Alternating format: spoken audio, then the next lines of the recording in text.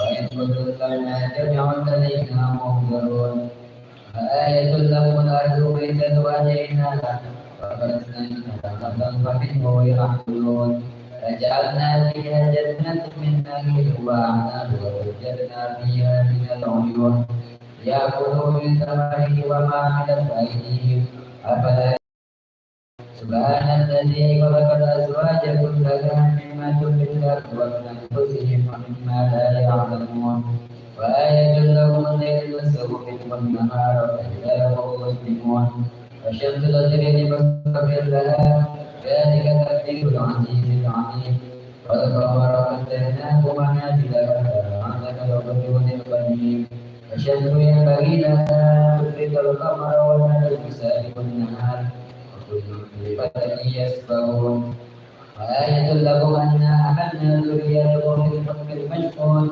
وخلقنا لكم من مثله ما يركبون وإن نشأ نخلقكم فلا صريخ له ولا هم ينقذون إلا رحمة منا ومتاعا إلى حين وإذا قيل لهم اتقوا ما بين أيديكم وما خلفكم لعلكم ترحمون وما تأتيهم من آية ربهم إلا كانوا عنها معرضين وإذا قيل لهم انفقوا فرضهم الله قال الذين كفروا للذين آمنوا أنفقوا ولو شاء الله أسمع إن أنتم إلا في ضلال مبين ويقولون متى هذا الوعد إن كنتم صادقين أينظرون إلا صيحة واحدة تأخذهم وهم يخصمون ولا يستطيعون توسعة ولا إلى أهلهم يرجعون ونفخ في الصور فإذا هم من الأجداث إلى ربهم ينسلون قالوا يا ويلنا من بعثنا من مرقدنا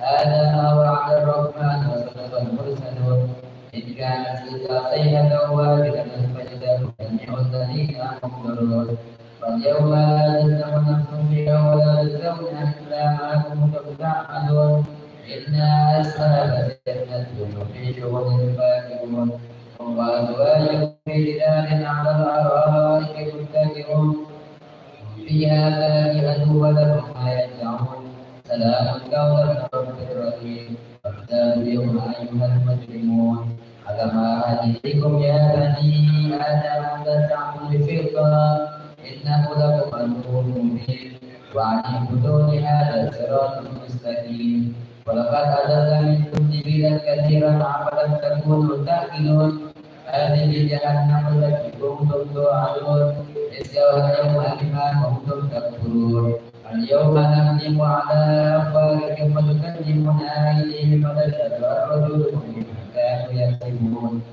ولو نشاء لطمسنا على أعينهم فاستبقوا الصراط فأنى يبصرون ولو نشاء لمسكناهم على مكانتهم فما استطاعوا ضيا ولا يرجعون أم يرمون الكسر في الخلق أفلا يعقلون وما أرسلناه شهرا ولا ينبغي له إن هو إلا ذكر وقرآن مبين لينذر من كان حيا ويحق القول على الكافرين أولم يروا أنا خلقنا لهم مما عملت أيدينا أنعاما فهم لها مالكون وذللناها لهم فمنها ركوبهم ومنها يأكلون منافع ومشارب أفلا يشكرون واتخذوا من دون الله آلهة لعلهم ينصرون لا يستطيعون نصرهم وهم لهم جند مؤمنون ولا يحزنك قولهم إنا نعلم ما يسرون وما يعلنون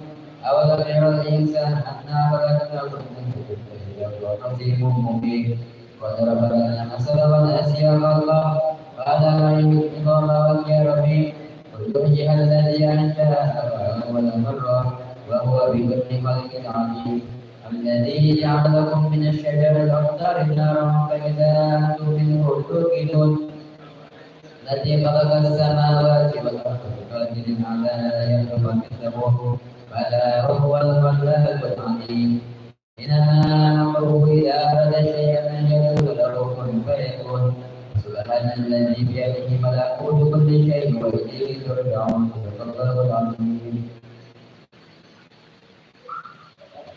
فلمن لا إله إلا الله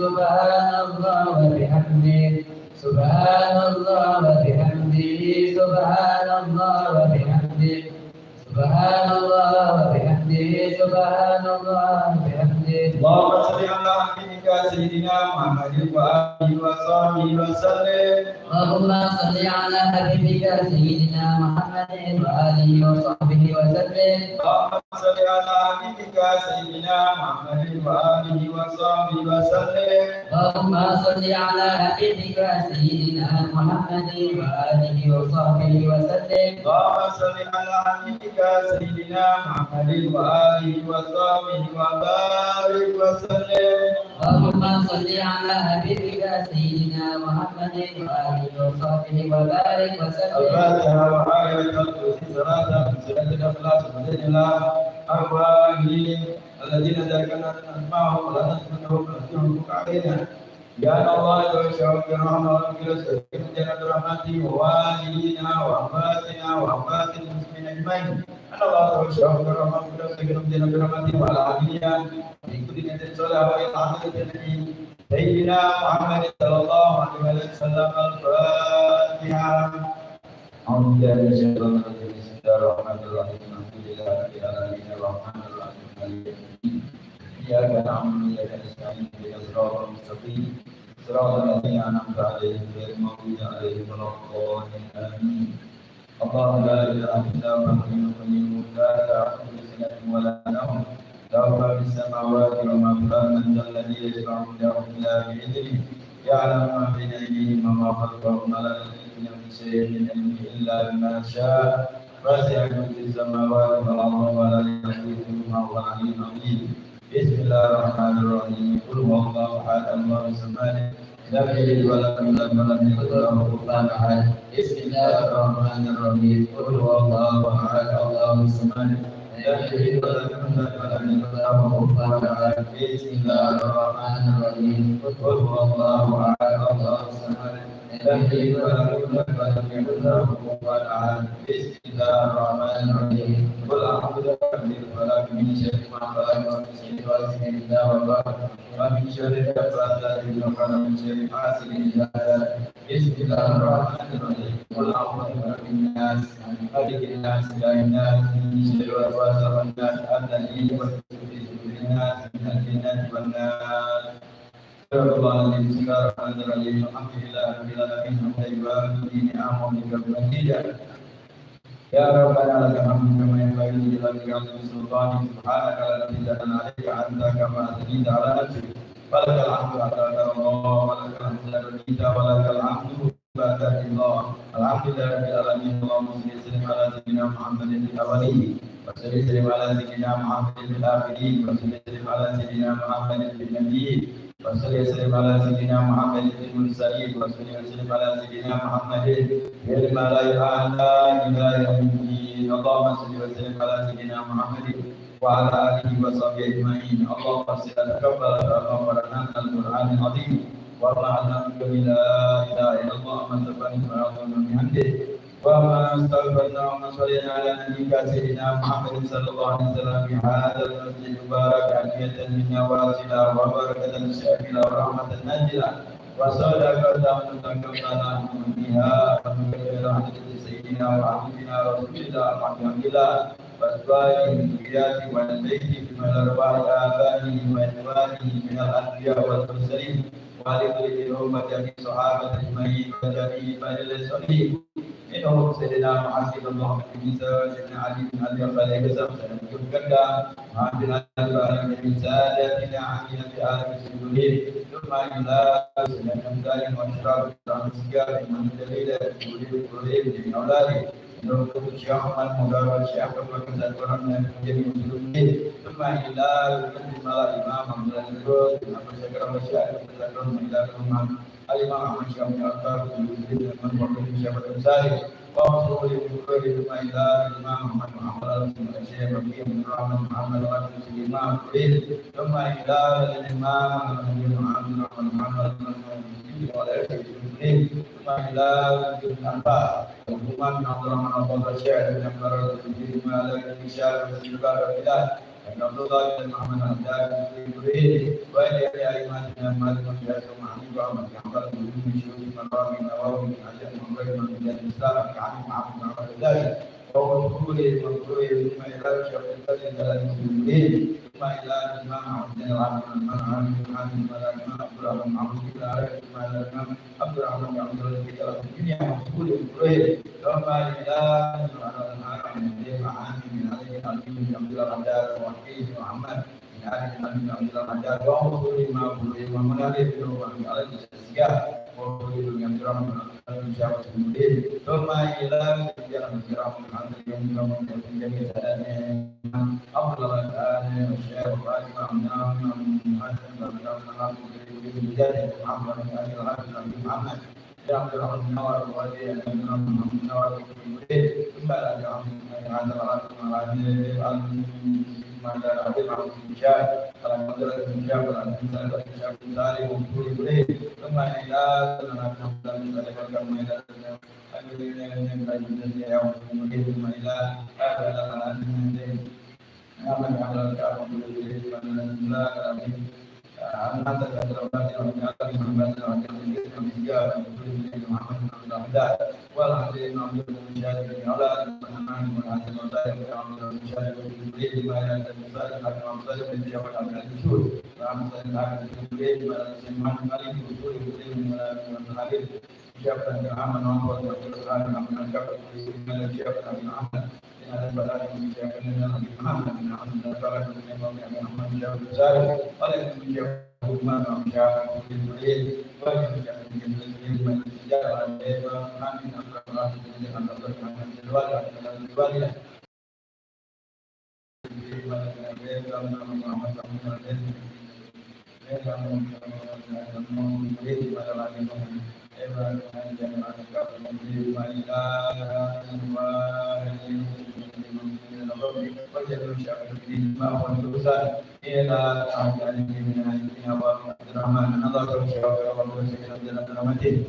وقالنا وأحمدنا وأحمد مسلمين من أرسل اللهم ذلك منا إليهم اللهم صل عليه اللهم كرمنا وكرمنا لنا بركة ذاك الله بلهم ورحمنا ورحمة معنا وإياهم بذلك الذي من سكر رحمته وأما لأوليائهم الذين أنعمت عليهم من النبيين والصديقين والشهداء والصالحين وحسن أولئك رفيقا ذلك الفضل من الله وكفى بالعليم ربنا اغفر لنا وللذين سبقونا بالإيمان ولا تجعل في قلوبنا غلا للذين آمنوا ربنا إنك رؤوف رحيم ربنا آتنا في الدنيا حسنة وفي الآخرة حسنة وقنا عذاب النار وصلى الله على سيدنا محمد النبي وعلى آله وصحبه وسلم على رسول الله أمين والسلام على المرسلين والحمد لله رب العالمين الفاتحة.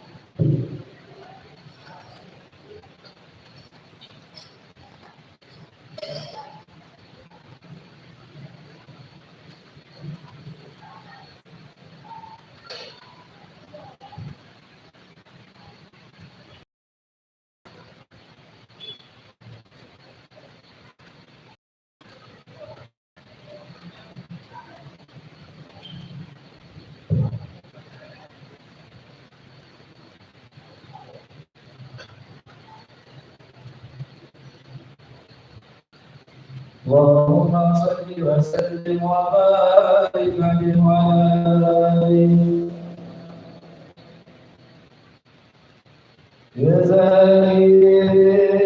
النبي الروح بذكر الحبيب حبيبي ربي يا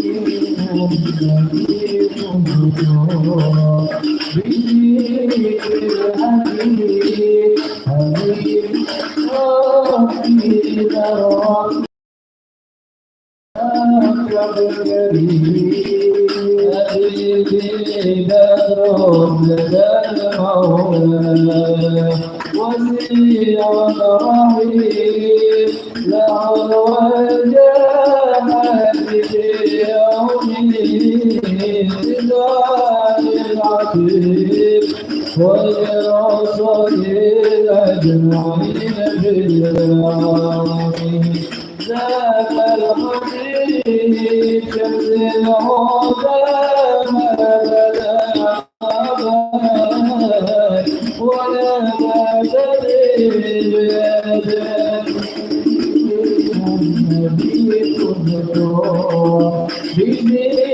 الحبيب حبيب ربي أحمد النبي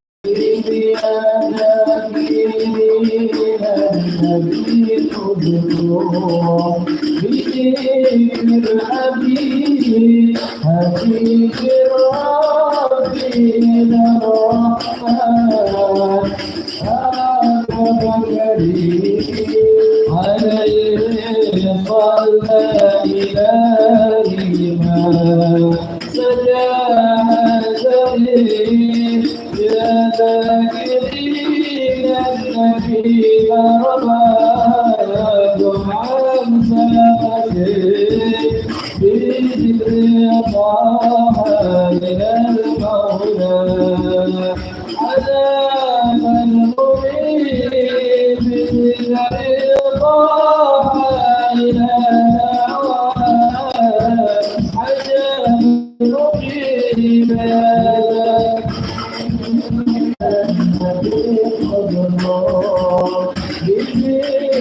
الحبيب حبيب ربنا النبي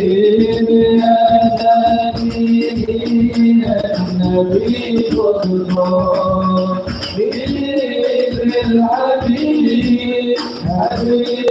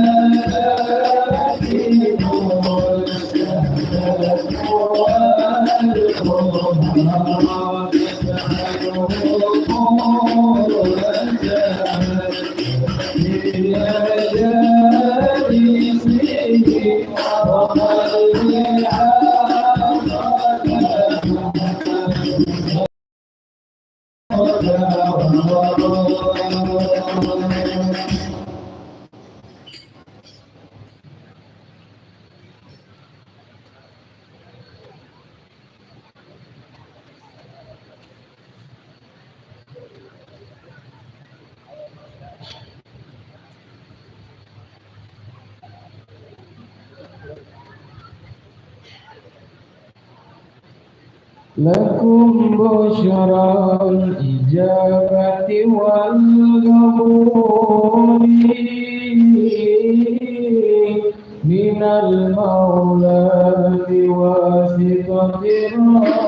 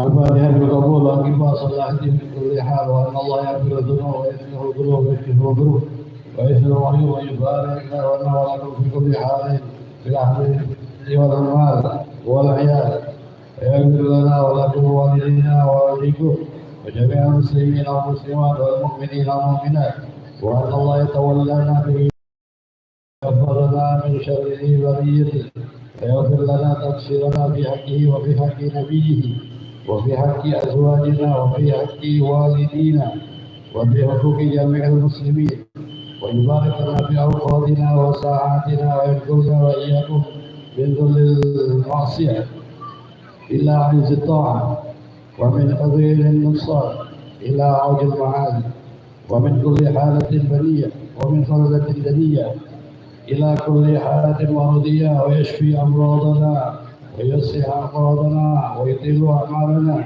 مع لطفه وعافيته، ويحسن سابقتنا ويحسن خاتمتنا، وعلى كل ما نواه حبيبنا علي بن محمد الحبشي وإلى حضرة النبي محمد صلى الله عليه وآله وسلم. الفاتحة.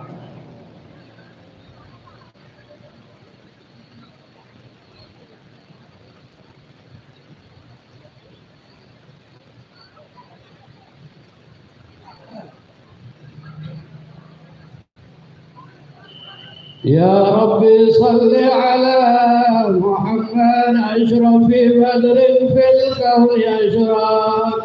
يا ربي صل على محمد، يا ربي صل عليه وسلم. يا ربي صل على محمد أكرم داع يدعو إلى الحق. يا ربي صل على محمد، يا ربي صل عليه وسلم. يا ربي صل على محمد المصطفى الصادق المصدق. يا ربي صل على محمد، يا ربي صل عليه وسلم. يا ربي صل على محمد أهل الورى منطقا وأصداق. يا ربي صل على محمد، يا ربي صل عليه وسلم. يا ربي صل على محمد أفضل من بالتقى حقا. يا ربي صل على محمد، يا ربي صل عليه. يا ربي صل على محمد من بالصفاء والوفاء تخلى.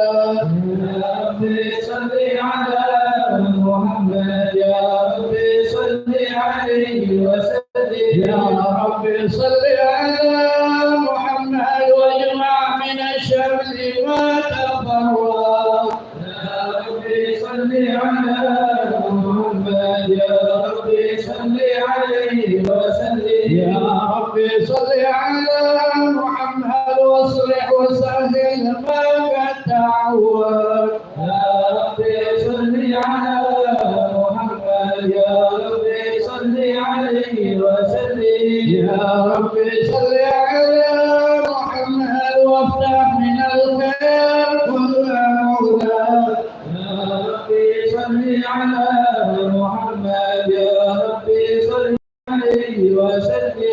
يا ربي صل على محمد وآله ومن بالنبي تعالى. يا ربي صل على محمد يا ربي صل عليه وسلم. يا ربي صل على محمد وآله ومن للحبيب عشاء. يا ربي صل على محمد يا ربي صل عليه وسلم. يا ربي صل على محمد ومن بحبل النبي توفى. يا ربي صل على محمد يا ربي صل عليه وسلم. يا ربي صل على محمد يا ربي صل عليه وسلم. يا ربي صل على محمد يا ربي صل عليه وسلم. السلام عليك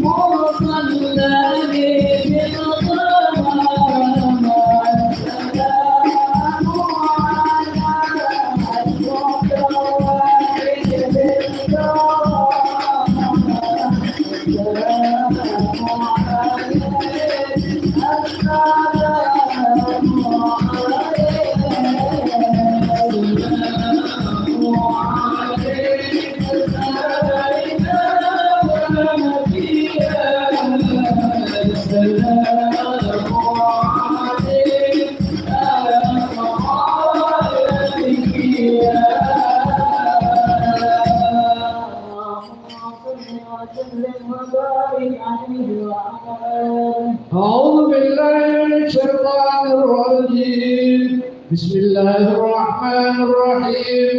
إنا فتحنا لك فتحا مبينا ليغفر لك الله ما تقدم من ذنبك وما تأخر ويتم نعمته عليك ويهديك صراطا مستقيما وينصرك الله نصرا عزيزا. لقد جاءكم رسول من أنفسكم عزيز عليه ما عنتم حريص عليكم بالمؤمنين رؤوف رحيم. فإن تولوا فقل حسبي الله حسبي الله لا إله إلا هو عليه توكلت وهو رب العرش العظيم. محمد رسول الله. الشجار على بينهم تراهم ركعا سجدا فضلا من الله ورضوانا سيماهم في وجوههم من اثر السجود ذلك مثلهم في التوراة ومثلهم في الانجيل كزرع اخرج شطاه فازره فاستغلظ فاستوى على سوقه يعجب الضراع يغيظ بهم الكفار. وعد الله الذين امنوا وعملوا الصالحات منهم مغفرة واجرا عظيما. إن الله وملائكته يصلون على النبي يا أيها الذين آمنوا صلوا عليه وسلموا تسليما. اللهم صل وسلم وبارك عليه وعلى آله وصحبه. بسم الله الرحمن الرحيم. الحمد لله القوي سلطانه الواضح برهانه المبسوط بوجود كرمه وإحسانه تعالى مجده عظم شانه خلق الخلق لحكمه وطوى عليها علما وبسط له من فائدة النجمة جرت به في أقداره القسمة فأرسل إليه أشرف خلقه وأجل عبيده رحمة تعلقت إرادته الأزلية بخلق هذا العبد المحبوب فانتشر أثر شرفه في عوالم الشهادة والغيوب. فما جل هذا المعنى الذي تكرم به المنان وما أعظم هذا الفضل الذي ورد من حضرة الإحسان صورة كاملة ظهرت في هيكل محمود فتعطرت بوجودها كناف الوجود وطرزت برد عوالم الاضطراد التكريم اللهم صل وسلم أشرف الصلاة والتسليم على سيدنا ونبينا محمد الرؤوف الرحيم اللهم صل وسلم وبارك عليه وعلى آله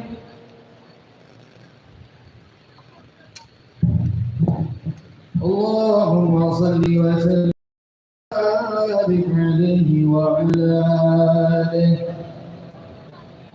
تجلى الحق في عالم قدسه الواسع تجلي القضاء بانتشار فضله بالقريب والشاسع فله الحمد الذي لا تنحصر أمواده بالتعداد ولا يمل تكراره بكثرة ترداد حيث أبرز من عالم الإمكان صورة هذا الإنسان ليتشرب به ثمران وتنتشر أسراره بالأكوان فما من سر اتصل به قلب منيب إلا من سوابق فضل الله على هذا الحبيب يا لقلب سرره لا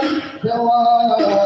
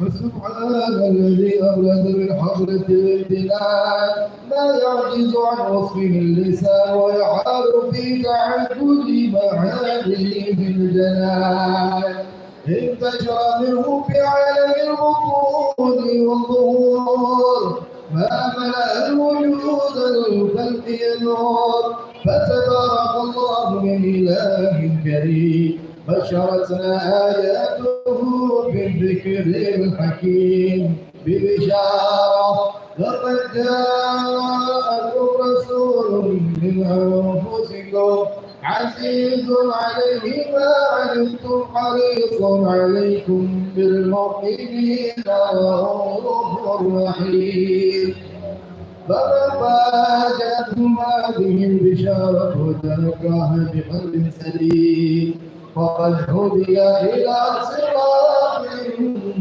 مستقيم اللهم صل وسلم واشرف صلاتي وتسليم على سيدنا ونبينا محمد الرؤوف الرحيم اللهم صل وسلم وبارك عليه وعلى آله. اللهم صل وسلم وبارك عليه وعلى آله. وأشهد أن لا إله إلا الله وحده لا شريك له شهادة يغيب بها اللسان عما تضمنه الجنان من التصديق بها والإذعان نثبت بها في الصدور من الإيمان النوافذ نسأله على اليقين مثل ذلك الإذعان والتصديق شواهد واشهد ان سيدنا محمد عبد الصادق في قوله وفعله والمبلغ عن الله ما امره بتبليغه بحقه من فرده ونفله عبد ارسله الله للعالمين بشيرا ونذيرا فبلغ الرساله وأدى الأمانة وعلى الله به من الأمة بشرا كثيرا فكان في ظلمة الجبل وتبصري وسراجا وقمرا منيرا كما صلح من ملة تكرم الله بها على البشر وما صح من نعمة انتشر سرها في البحر والبحر اللهم صل وسلم بأجل صلوات واجماعها وازكى التحية واوسارها على هذا العبد الذي وفى بحق العبودية وبرز فيها في خلعة الجمال وقام بحق الربوبية في مواسط الحكمة لله وأكمل عليه غاية الحكمة يتصل بها نور صل عليه به فينبسط في قلبه نور سر تعلق به وحبه ويفتح بها عناية الله في حسبه وعلى آله وصحبه الذين اختاروا صحبة أمته بقربه وتفهموا ظلال شرف أصل بيته وحبه ما أتى القرآن بنفس ذكراه النبي اللهم صل وسلم أشرف الصلاة والتسليم على سيدنا نبينا محمد اللهم صل وسلم وبارك عليه وعلى آله اللهم صل وسلم وبارك عليه وعلى آله أما بعد فلما تعلقت إرادة الله في علم القديم بظهور أشهر تخصيص للبشر الكريم بالتقديم والتكريم نفذت القدرة الباكرة بالنعمة الواسعة والمنة الغامرة فانفرقت بين التسمير بالعالم المسلك الكبير عن جمال مشهود بالعين هذا وصف الكمال المتقي وحسن التام والزين فتنقل ذلك الجمال الميمون بالأسد الكريمة والبدون فما من كل ضمة إلا وتمت عليه من الله النعمة وهو القمر التام الذي يتنقل في بروجه لتشرف به موطن استقراره وموضع خروجه وقد قدت الأخطار الثانية بما قدت وأظهرت من سر هذا النور ما أظهرت وخصصت به من خصصت فكان مستقره بالأسلام الفاخرة والأرهام الشريفة الطاهرة حتى فرد في عالم الشهادة بشرا ما كالبشر ونورا هجر أفكاره ظهوره وبدر وتعلقت حكمة الرقيم لهذه الهروب بأن يرقم في هذا القرطاس ما هو لديه من عجائب ذلك النور وإن كانت الأصل لا يكفي في نشر أوصاف ذلك الموصوف تشويقا للسامعين من حواس المؤمنين وترغيبا للمتعلقين ذا النور وإلا فأنا تكرم الأكلام شؤون غير العناء ولكن هزني إذا تدري ما حفظت من سير أشرف المخلوقين الله به بمولده من الفرد الذي أعمى العالمين فبكيت رايته في الكون المشرقة على مر الأيام والشهور والسنين لأن تعلق بهذه الفترة الكريمة ولا نجد شوق إلى السماء وصابها العظيمة ولعل الله يدفع به المتكلم والسامع ويدخلن من شفاعة هذا النبي الشافع ويتروهن بروح ذلك النعيم اللهم صل وسلم أشرف الصلاة والتسليم على سيدنا ونبينا محمد الرؤوف الرحيم اللهم صل وسلم وبارك عليه وعلى آله عليك والله في سر والعلن وقال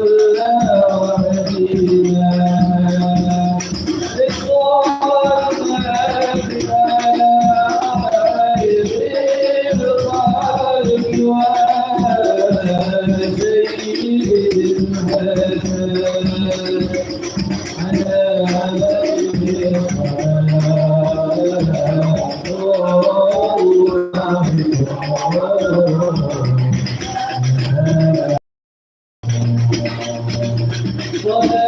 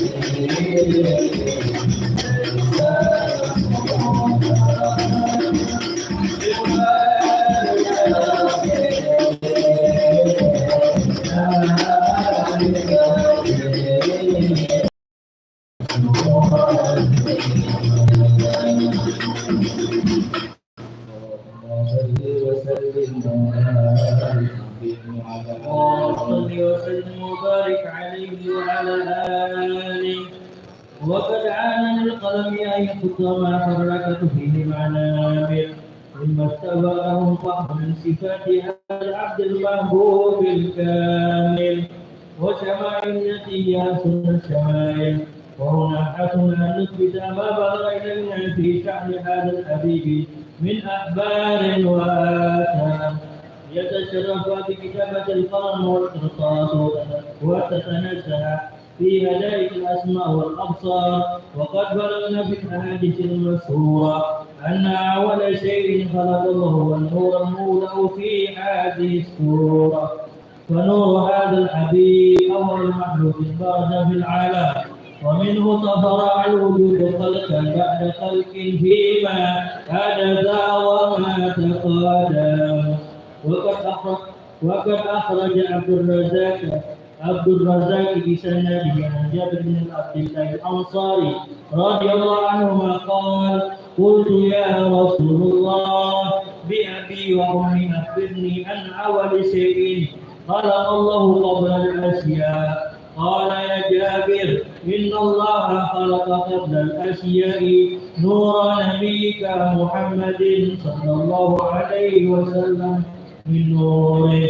وقد ورد من حديث أبي هريرة رضي الله عنه أنه قال: قال رسول الله صلى الله عليه وسلم: كنت أول نبي بالخلق وآخر بالبعث. وقد تحدثت الرواية بأنه أول الخلق وجودا وأشرفهم مولودا. ولما كانت السعادة الأبدية لها ملاحظة خفية اختصت من شاءت من البرية بكمال الخصوصية صلى الله عليه وسلم. فاستودعت هذا النور المبين أصلاب وبطون من شرفته من العالمين. فتلقى هذا النور من صلب آدم ونوح وإبراهيم حتى أوصلته إلى العلم الجديد إلى من خصصته بتكريم أبيه الكريم عبد الله بن عبد المطلب ذي الفضل صلى الله عليه في المعاوي آمنة السيدة الكريمة آمنة. فتلقوا صلب عبد الله فألقوا إلى بطنها وضمتها شاؤها بمعونة الله مخافة على حق هذه الدرة وصومها. وحملت في آية الله كما ورد عنها حملا خفيفا لا تجد له ثقلا ولا تشكو منه علما ولا حتى مر شهر بعد شهر من حمله وقرب وقت خروجه عن الشهادة لتنبسط على أهل هذا العالم خلوقات فضله وتنتشر فيه آثار مجده الفقير. اللهم صل وسلم أشرف الصلاة والتسليم على سيدنا ونبينا محمد الرؤوف الرحيم. اللهم صل وسلم وبارك عليه وعلى آله. يا هجرة ضمت جمالنا من حوشك بها سيدا كاملا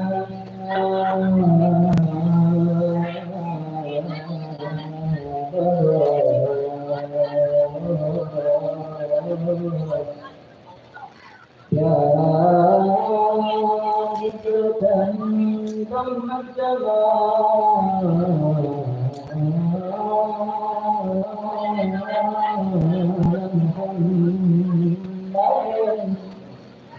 هو الكريم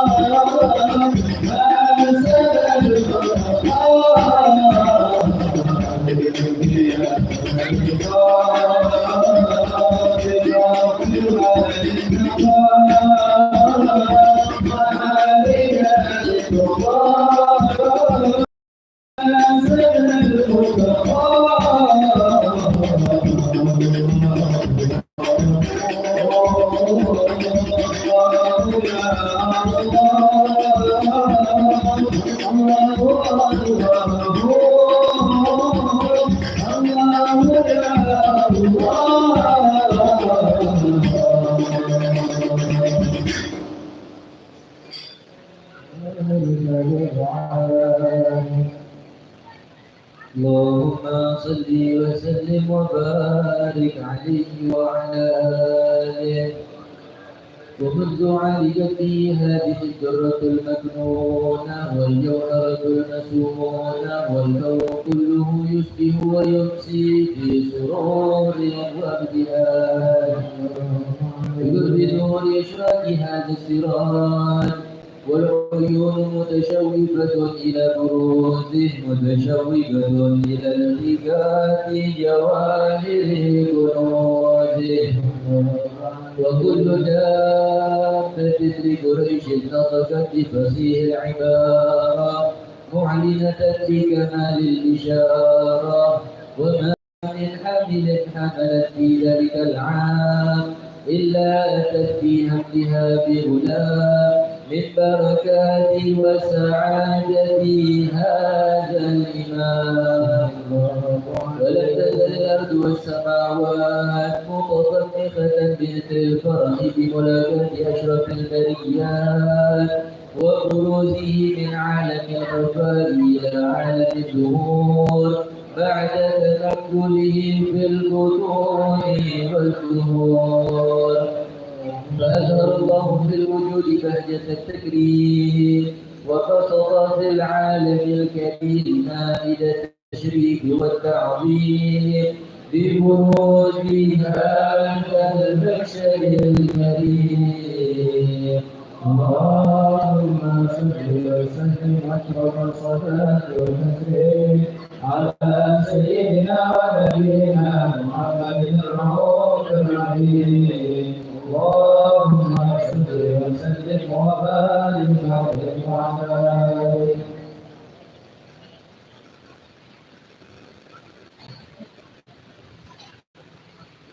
اللهم صل وسلم وبارك عليه وعلى آله.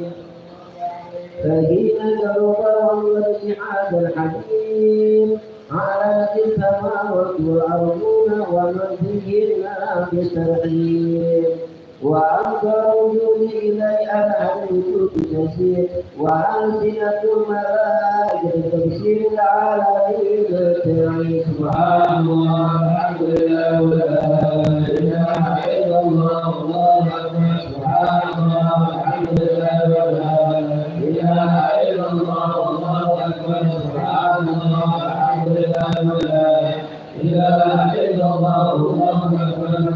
والقدرة التي هذا المذكور لتجعله كاملا في هذا الوجود ورفعت كل نور وأكبر الحدود ما صلى الله عليه نعمة من خواص الأمة أن يحضر إلى وجه الأمة ثالثا لجناتها المذكورة ومشاركة مع بيئة الصفات الممنوع وعلى بيوم كل سيدة ومن سيدة عاسية وما هو من الحرين كسر الله بشر بالقسمة الوافية فأخبرت لك الله رسوله إلى هذا النور فأخبر رسوله وبارك الحامد المحمود وجعل لله التعظيم والسجود صلى الله على محمد صلى الله عليه وسلم صلى الله على محمد يا ربي صل وسلم الله وسلم عليك عشان يا رسول الله سلام عليك يا ربي عشان وتولي بيت أنت ساكنه ليس إلى سرجي يا رسول الله سلام عليك يا رفيع الشان وتفاني حجتنا يوم تأتي الناس بالحجج يا رسول الله سلام عليك يا رفيع الشان سلام عليك يا رسول سلام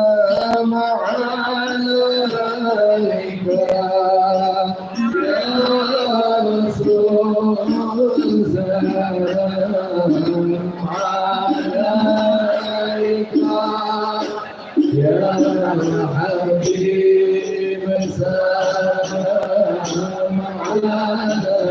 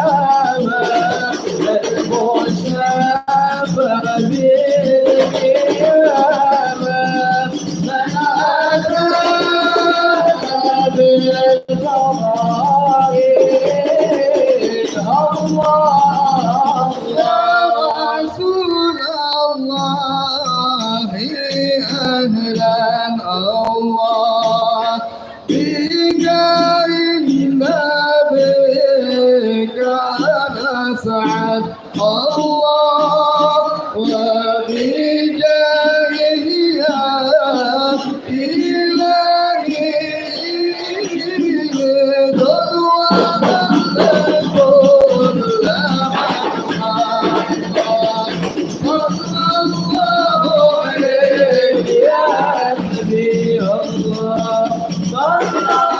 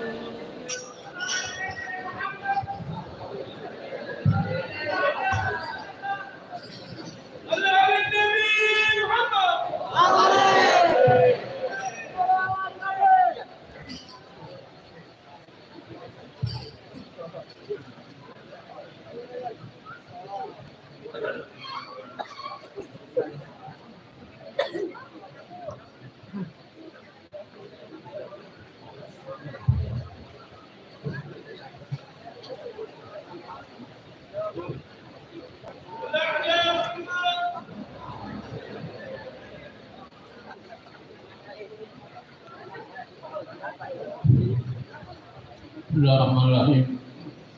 Assalamualaikum warahmatullahi wabarakatuh.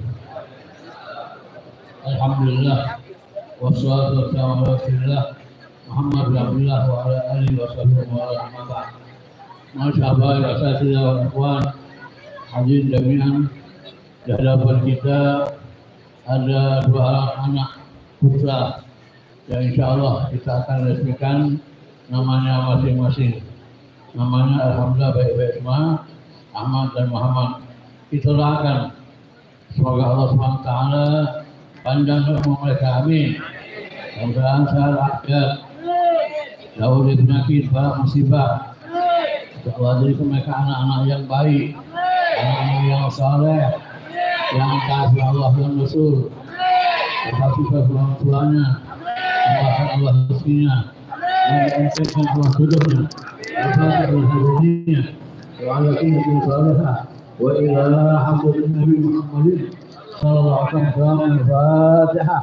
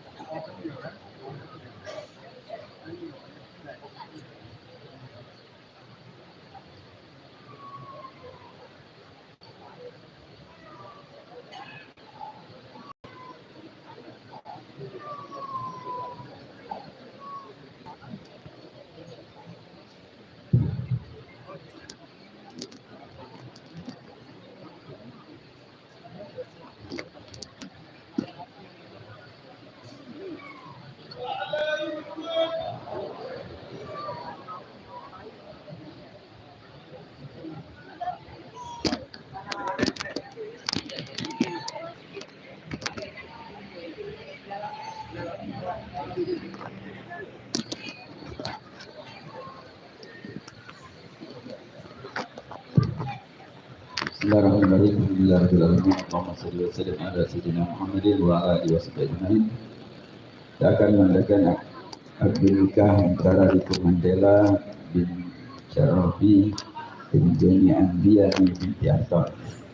InsyaAllah pertama akan dibacakan akad nikah Habib Ali bin Ahmad bin Ali bin Habasin. Fa'alaihi masyurah. Bismillahirrahmanirrahim. Alhamdulillah al-mahmud bi ni'matihi al-ma'bud bi qudratihi al-muta'i bi sultanihi al-marhub min 'adhabihi wa satwatihi an-nabidhi anhu fi samaihi wa ardihi alladhi khalaqa al-khalqa bi qudratihi wa mayyazahum bi ahkamihi wa 'azzahum bi dinihi wa akramahum bi nabiyhi sallallahu alaihi wasallam. إن الله تبارك اسمه وتعالى عظمته جعل المستعارة سببا لاحقا وأمرا مفترضا أوشج به الأرحام وألزم الأنام فقال عز من قائل وهو الذي خلق من الماء بشرا فجعله نسبا وسحرا وكان ربك قديرا.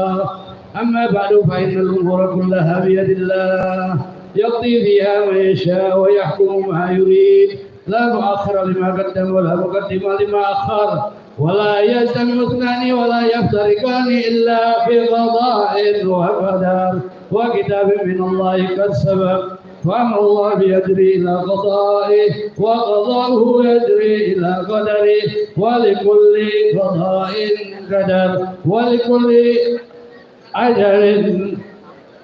ولكل أجل كتاب يمحو الله ما يشاء ويثبت عنده أم الكتاب.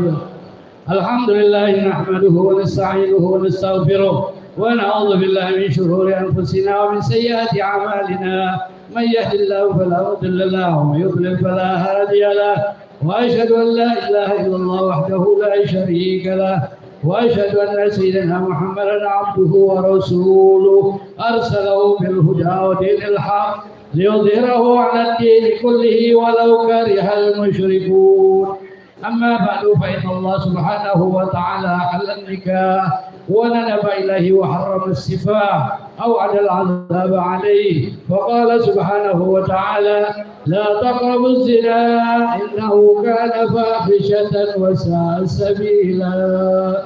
وقال تعالى: يا أيها الناس اتقوا ربكم الذي خلقكم من نفس واحدة وخلق منها زوجها وبث منهما رجالا كثيرا ونساء واتقوا الله الذي تساءلون به والأرحام إن الله كان عليكم رقيبا. وقال تعالى: وهو الذي خلق من الماء بشرا فجعله نسبا وسهرا وكان ربك قديرا. وقال تعالى: يا أيها الذين آمنوا اتقوا الله حق تقاته ولا تموتن إلا وأنتم مسلمون. وقال تعالى: يا أيها الذين آمنوا اتقوا الله وقولوا قولا سديدا يصلح لكم أعمالكم ويغفر لكم ذنوبكم ومن يطع الله ورسوله فقد فاز فوزا عظيما.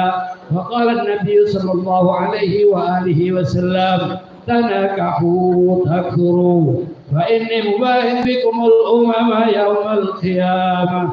وقال النبي صلى الله عليه وسلم: النكاح من سنتي فمن رغب عن سنتي فليس مني. النكاح سنة الأولياء وشعار الأولياء. قولوا جميعا: بسم الله بسم الله والحمد لله والصلاة والسلام على سيدنا رسول الله محمد بن عبد الله. قولوا تبنا إلى الله من جميع المعاصي والذنوب صغيرها وكبيرها. نستغفر الله من ترك الصلاة، نستغفر الله من التقصير في الصلاة، نستغفر الله من ظلم الخلق، نستغفر الله من جميع المعاصي والذنوب. أقول قولي هذا أستغفر الله ولكم سائر المسلمين والمؤمنين والمؤمنات فاستغفروه إنه هو الغفور الرحيم. بسم الله والحمد لله والصلاة والسلام على رسول الله محمد بن عبد الله وعلى آله وصحبه أجمعين. أشهد أن لا إله إلا الله وأشهد أن محمدا رسول الله. أوصيكم عباد الله ونفسي بتقوى الله. أستغفر الله أستغفر الله أستغفر الله العظيم وأتوب إليه.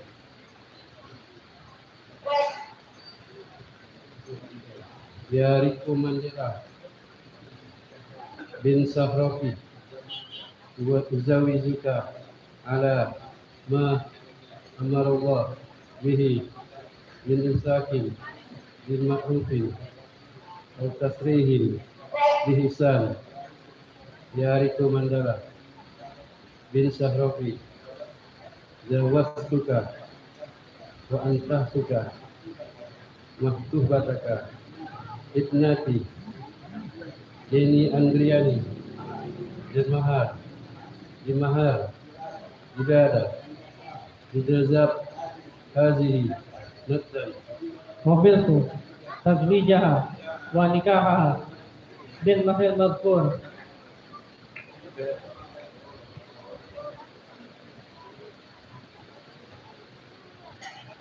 Bismillahirrahmanirrahim.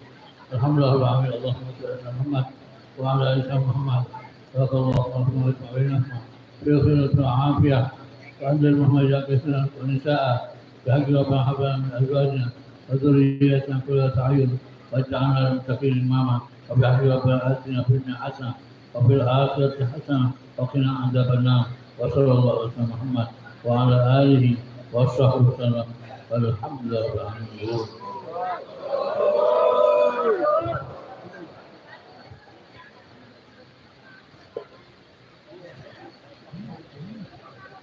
صلى وسلم وبارك عليه وعلى آله ولقد اتصف صلى الله عليه وسلم من محاسن الأخلاق بما تضيق عن كتابته بطون الأبواب.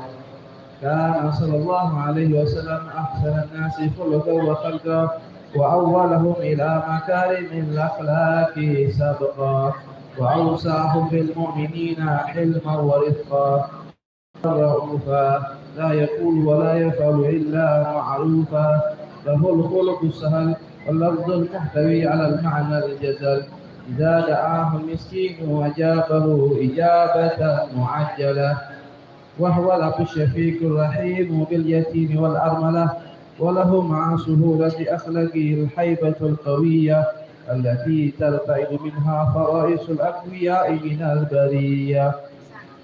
ومن نشر طيبه تأطرت الطرق والمنازل وبحرف ذكره تطيبت المجالس والمحافل.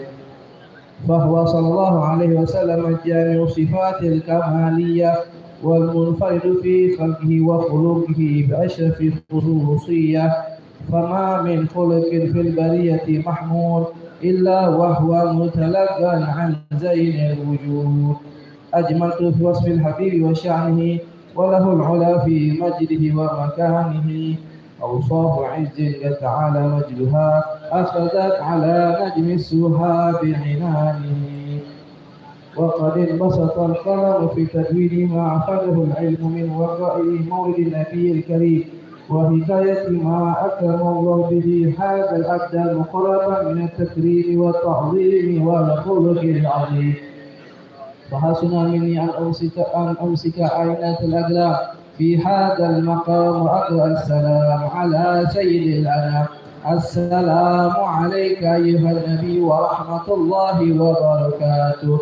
السلام عليك أيها النبي ورحمة الله وبركاته. السلام عليك أيها النبي ورحمة الله وبركاته. وبذلك يحسن الختم كما يحسن التقديم فعليه أفضل الصلاة والتسليم. اللهم صل وسلم أشرف الصلاة والتسليم على سيدنا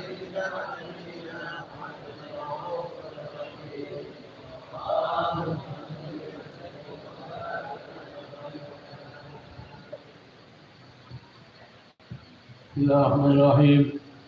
الحمد لله رب العالمين. اللهم صل وسلم على سيدنا محمد وعلى آل سيدنا محمد.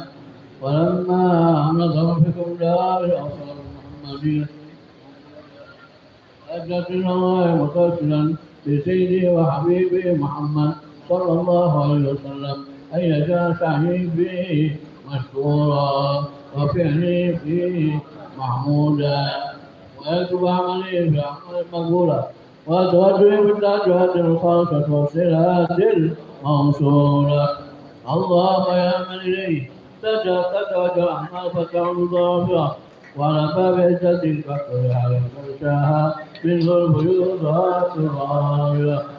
نتوجه إليك بأشرف المسائل إليك سيد المرسلين من أسرارك آمين سيدنا محمد الرحمة رسالة العالمين أن تصلي وتسلم على تلك الذات الكاملة مستودع أمانتك وحبيب سرك وحامل دعوتك الكاملة الأبي الأكبر المحبوب والمخصص بالشرف الأكبر في كل موطن من مواسم القرب ومظهر راشم لك في عبادك وساكن في شارك الأهل بدار سيد الكونين وأشرف المحبوب الخالد المخصوص منك بأجل الخصائص. اللهم صل وسلم عليه وعلى آله وأصحابه وآل حقك التوابي من أحبابه. اللهم إنا نقدم إليك هذا النبي الكريم ونخاف إليك بشرف مقام عظيم أن تلاحظنا في حركاتنا وسكناتنا بعيناتك وأن تحفظنا بجميع أسرارنا وتربتنا بجميل رعايتك وحسين رعايتك وأن تبلغنا من شر القلب إليك وإلى هذا الحبيب وتآملنا وتتقبلنا ما تركنا من نياتنا وتجعلنا في حضرة هذا الحبيب من الحاضرين وفي ثابت من المؤذن ولأهلك من الحافظين اللهم إنا نطمع في رحمة القاصد فاطرنا وذنونا جميعا ولا تفتن وبرسولك ما جاء بالمجيد وتوجهنا إليك مستشفعين أن تكافئ المذنب منا يا الله والمسيء والسائل والمؤمل وأن تجعل من نصر هذا الحبيب ووالاه وأما ببركته وشريفتك أولادنا ووالينا وأهلكتنا ووالينا وجميع المسلمين واغفر للمسلمين وتقبل توبة التائبين وانشر رحمتك على عبادك المؤمنين أجمعين واكفي شر المعتدين واكفي شر المعتدين واكفي شر المعتدين والظالمين واكفي شر ولاة الحق في جميع وإذ بتأييد منك ونسل أعمالنا من المنافقين والكفار واجعلنا يا رب في الحسن حسين جميعا واجعلنا يا رب في الحسن حسين واجعلنا يا رب في الحسن حسين من جميع البلايا وفي الهز المكين من الذنوب والخطايا وأجبنا في العمل بطاعتك وسلك في خدمة القائمين وإذا توفيتنا فتوفنا مسلمين مؤمنين واختم لنا منك بخير أجمعين وصل وسلم على هذا الحبيب المحبوب بالأجسام والأرواح مطهور وعلى آله وصحبه وسلم منصور وآخر دعوانا أن الحمد لله رب العالمين سبحان ربك رب العزة عما يصفون وسلام على المرسلين الحمد لله رب العالمين بسر الفاتحة.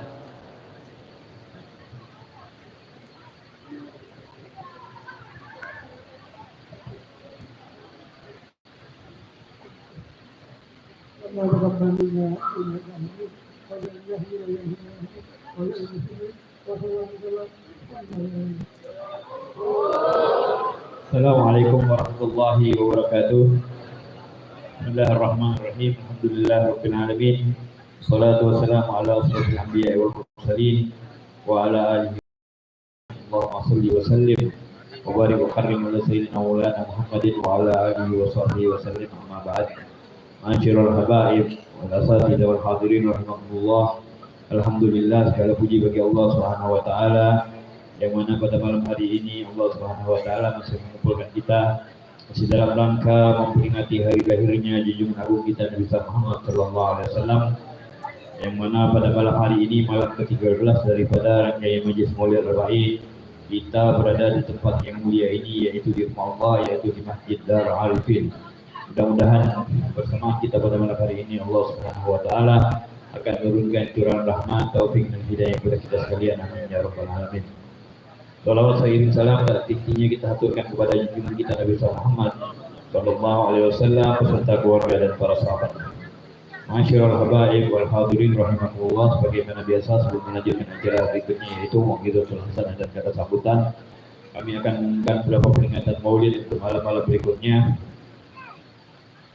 Untuk malam besok, malam Rabu, tanggal 14 Rabiul Awal, peringatan Maulid akan diadakan di Majelis Taklim Al-Wahabi bertempat di Lorong Karyawan 9 Ilir, Jalan Veteran. Dan pada malam Kamis, malam 15 Rabiul Awal, peringatan Maulid akan diadakan di Pondok Pesantren Jamiatul Khairiyah bertempat di Lorong Abadi Sungai Lais. Dan pada malam ke-16 Rabiul Awal, peringatan Maulid akan diadakan di Komplek Hayyun Nasim atau Abdullah bin Al-Kab bertempat di Komplek Hayyun Nasim Sapo. Demikianlah undangan untuk malam hari. Dan untuk undangan pada sore hari besok, peringatan Maulid akan diadakan di rumah Habib Muhammad bin Umar bin Syahab atau Habib Wan Syahab bertempat di Jalan Ali Gadmil, Lorong Muaro. Demikianlah, terima kasih. Demikianlah undangan ini kami untuk Mau'izatul Hasanah pada malam hari ini akan disampaikan oleh dua orang ceramah insyaallah. Yang pertama akan disampaikan oleh Fadilatul Ustaz Al-Habib Ahmad Zaki bin Hamid Al-Kab. Yang kedua akan disampaikan oleh Fadilatul Ustaz Habib Muhammad Bagir bin Buya Hamidun Nakib bin Muhammad bin Syekh Abu Bakar. Namun sebelumnya marilah sama-sama kita mendengarkan kata sambutan dari Habib Abdurrahman bin Hasan Al-Habsyi wa alaihim falyatafadhal.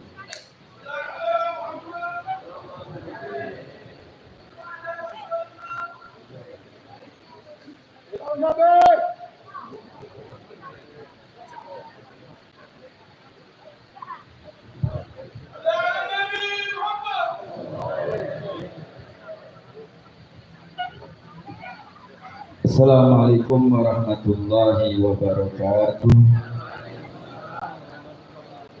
Bismillahirrahmanirrahim. Alhamdulillahilladzi hadana li hadza wa ma kunna linahtadiya laula an hadanallah. Asyhadu an la ilaha illallah wahdahu la syarikalah wa asyhadu anna sayyidana wa nabiyyana Muhammadan abduhu wa rasuluh. Allahumma salli wa sallim wa barik ala sayyidina Muhammad an-nabiyil kamil wa ala alihi kamala nihayata li kamalika wa adada kamalih, amma ba'd. Hadirin yang dimuliakan Allah Subhanahu wa taala. Alhamdulillah, kita senantiasa memuji Allah Subhanahu wa taala atas nikmat yang Allah Subhanahu wa taala berikan kepada kita. Nikmat yang terbesar adalah nikmat Nabi Muhammad sallallahu alaihi wasallam. Sumber nikmatnya Allah Subhanahu wa taala. Malam hari ini Allah Assalamualaikum warahmatullahi wabarakatuh. Alhamdulillah, alhamdulillah, wassalatu wassalamu ala asyrafil anbiya'i wal mursalin. Subhanaka la ilma lana illa ma 'allamtana innaka antal alimul hakim. Rabbi shrah li sadri wa yassir li amri wahlul 'uqdatam min lisani yafqahu qawli. Allahumma inna nas'aluka fahman nabiyyin wa hifdzal mursalin wa ilhamal malaikatil muqarrabin. Allahumma aghnina bil 'ilm وزينا بالحلم واكرمنا بالتقوى وجملنا بالعافيه يا ارحم الراحمين. نوينا التعلم والتعليم تذكر والتذكير والنفع والانتفاع والافاده والاستفاده والحث على التمسك بكتاب الله وسنه رسول الله والدعاء الى الهدى والدلاله على الخير ابتغاء وجه الله ومرضاته وقربه وثوابه سبحانه وتعالى. نوينا ما نوى به اسلافنا الصالحون، نوينا ما احاط به علم الله تعالى من صالحينيات al-mukarramun wal muhtaramun yang kita hormati guru kita bersama Sahabul Majlis Al-Habib Abdurrahman bin Hasan Al-Habsyi wa Buya Al-Habib Hamid bin Umar Al-Habsyi wa orang tua kita Sayyidina Al-Habib bin Abdullah bin Hamid wa Al-Habib Bagir bin Buya Al-Habib Hamid bin Nakib insyaallah bin Sadim wa jami'il habaib wal hasadid wal hadirin yang dimuliakan oleh Allah Subhanahu wa taala, yang tak bisa kita sebutkan satu persatu namanya tanpa mengurangi rasa mahabbah kita kepada antum sekalian. Masyaallah habaib wal hadirin yang dimuliakan oleh Allah Subhanahu wa taala, alhamdulillah. Segala puji bagi Allah Subhanahu wa taala yang masih memberikan kepada kita semua nikmat iman, nikmat Islam, nikmat sehat wal afiat, nikmat panjang umur, nikmat taufik dan hidayah dari Allah Subhanahu wa taala, sehingga pada malam hari dikumpulkan oleh Allah, dipilih oleh Allah, dihadirkan oleh Allah. Allah muliakan lisan kita menyebut nama Rasulullah sallallahu alaihi wasallam. Allah muliakan telinga kita mendengarkan salawat kepada Rasulullah sallallahu alaihi wasallam. Allah muliakan jasad kita. Allah muliakan roh kita dengan Nabi Muhammad sallallahu alaihi wasallam. Allah muliakan waktu kita. Allah muliakan tempat kita dengan Nabi Muhammad sallallahu alaihi wasallam. Kita minta kepada Allah Subhanahu wa taala dengan keberkahan daripada murid Nabi Muhammad sallallahu alaihi wasallam, keberkahan salawat kepada Rasulullah sallallahu alaihi wasallam, keberkahan daripada masjid ini, keberkahan daripada guru-guru kita. Allah Subhanahu wa taala ampunkan dosa-dosa kita. Allah kabulkan hajat-hajat kita. Allah mudahkan segala urusan kita. Allah sembuhkan yang sakit di antara kita. Dan kita minta kepada Allah husnul khatimah, husnul khatimah, husnul khatimah ba'da tul umur. Setelah umur yang panjang dalam taat kepada Allah dan taat kepada Rasulullah sallallahu alaihi wasallam. Amin amin ya rabbal alamin. Ma'asyiral ikhwan yang dimuliakan oleh Allah Subhanahu wa taala, kita pada satu daripada rumahnya Allah Subhanahu wa taala.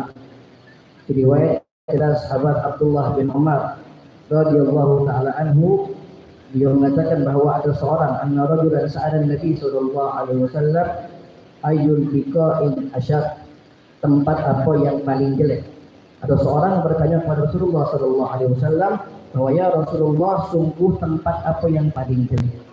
Kemudian beliau Rasulullah sallallahu alaihi wasallam beliau mengatakan la adri hatta as'ala Jibril. Kemudian mereka Jibril pun beliau mengatakan la adri hatta as'alu Mikail.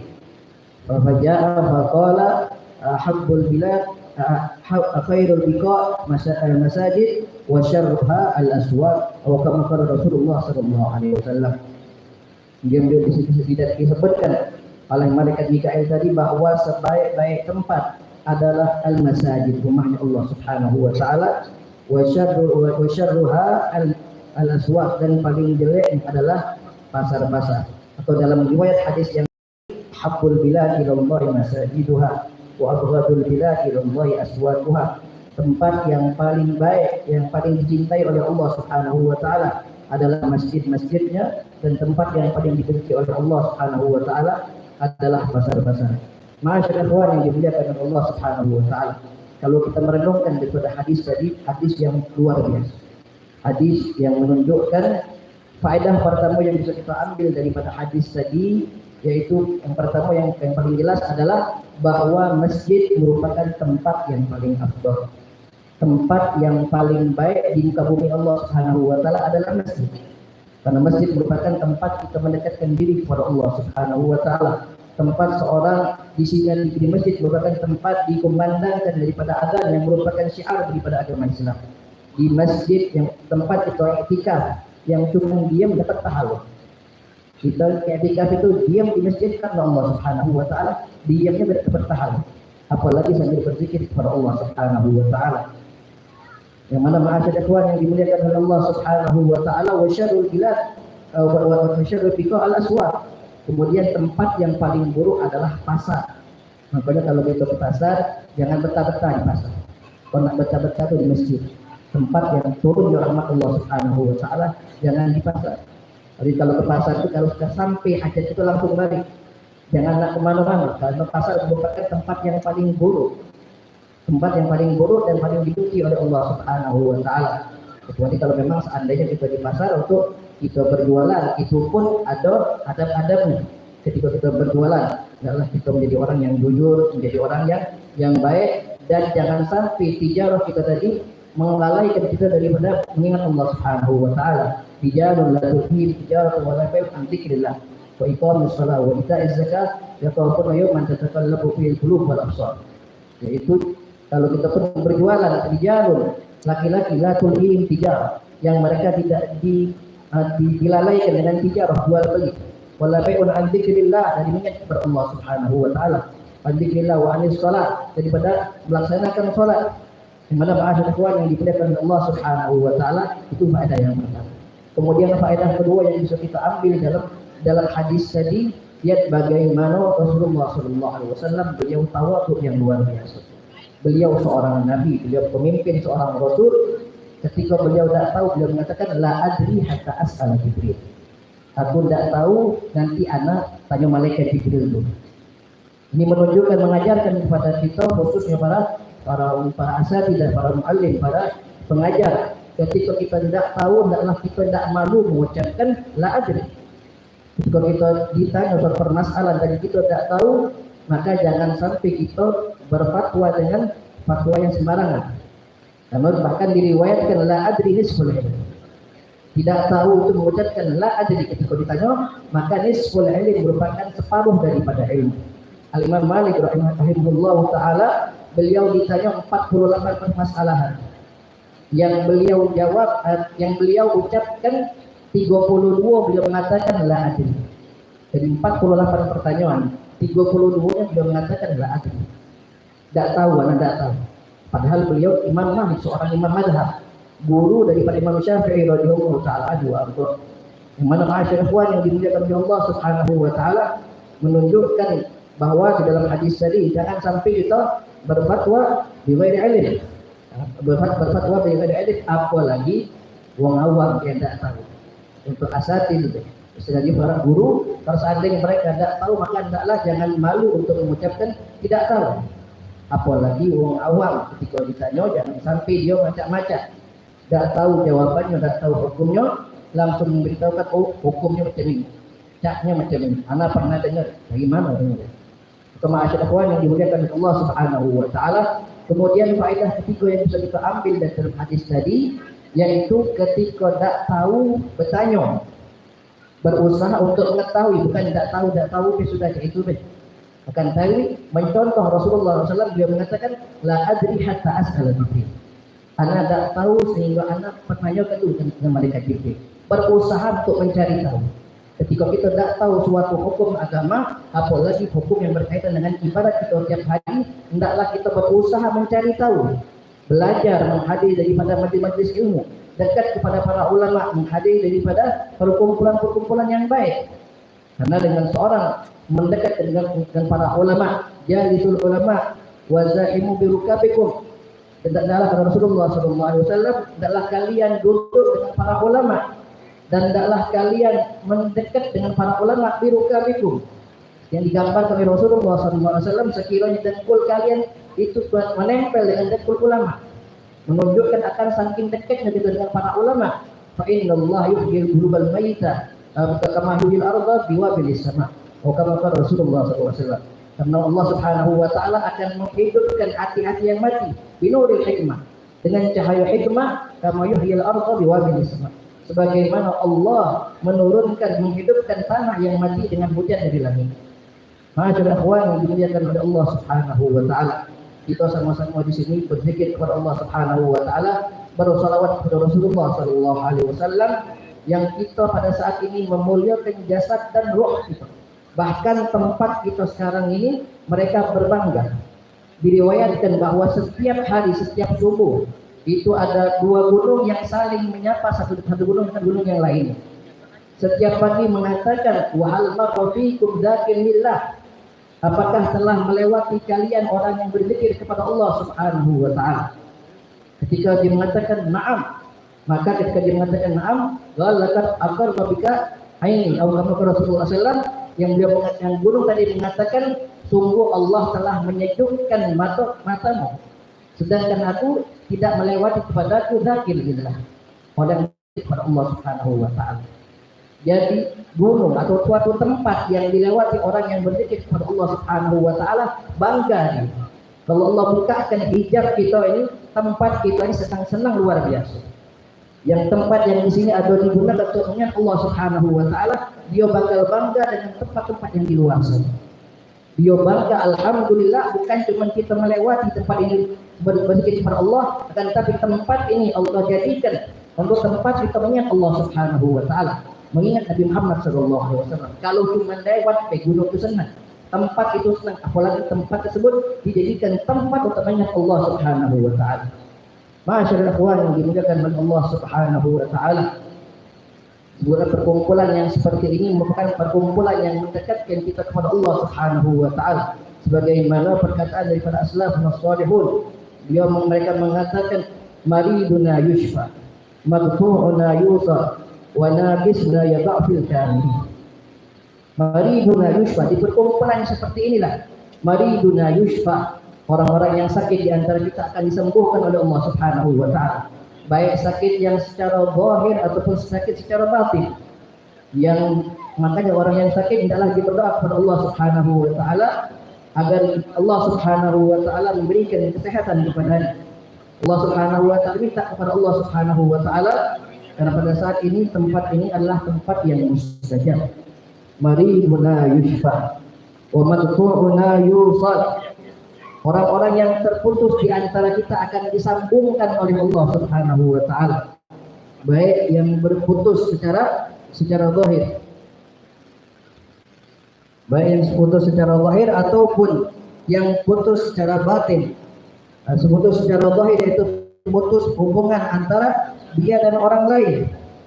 Begitu juga Allah Subhanahu wa taala akan menyambungkan dia dengan Nabi Muhammad sallallahu alaihi wasallam. Dengan perkumpulan yang seperti ini Allah Subhanahu wa taala akan menyambungkan orang-orang yang putus kita. Maqtu'una yusal. Orang-orang yang terputus di antara kita akan disambungkan oleh Allah Subhanahu wa taala. Sambung baik itu dengan bersambungnya jadi silaturahmi ataupun tersambungnya hubungan kita dengan Nabi Muhammad sallallahu alaihi wasallam. Perkumpulan yang menyambungkan kita dengan Allah Subhanahu wa taala, perkumpulan yang menyambungkan kita dengan Nabi Muhammad sallallahu alaihi wasallam. Wa naqisna yadhul kamili, dan orang-orang yang kurang di antara kita akan disempurnakan oleh Allah Subhanahu wa taala berkat orang-orang yang sempurna. Mana ma'asyar ikhwan yang dimuliakan Allah Subhanahu wa taala, tempat yang mustajab, waktu yang mustajab, maka hendaklah kita memanfaatkan momentum pada saat ini untuk kita minta hajat kita kepada Allah Subhanahu wa taala. Yang ada hajat, minta hajatnya sekarang. Yang pengen kesembuhan, minta kesembuhan sekarang. Karena pada saat ini waktu yang mustajab. Siapa yang akan mengaminkan doa-doa kita? Haula al-kubah, orang-orang soleh di antara kita yang akan mengaminkan daripada doa-doa kita. Menakisnya ya ta'ful kabir. Insyaallah orang-orang yang kurang di antara kita akan disempurnakan oleh Allah Subhanahu wa taala dan orang-orang yang sempurna yang ada di hadapan kita. Masyaallah ikhwan yang dimuliakan oleh Allah Subhanahu wa taala. Hendaklah di perkumpulan di sini hendaklah kita menanam dengan niat yang baik. Karena mungkin banyak di antara kita yang masih menyepelekan, menganggap hal biasa yang namanya niat. Masyaallah ikhwan yang dimuliakan oleh Allah Subhanahu wa taala. An-niyah ruhul ibadah. An-niyah mukhwal ibadah. Niat merupakan ruhnya ibadah. Niat merupakan intinya seorang beribadah. Seorang yang sholat dengan sholat yang sempurna, mengamalkan sunnah-sunnahnya, tapi tidak niat, apakah diterima sholatnya? Allah Subhanahu wa ta'ala tidak akan menerima sholatnya tanpa ada niat.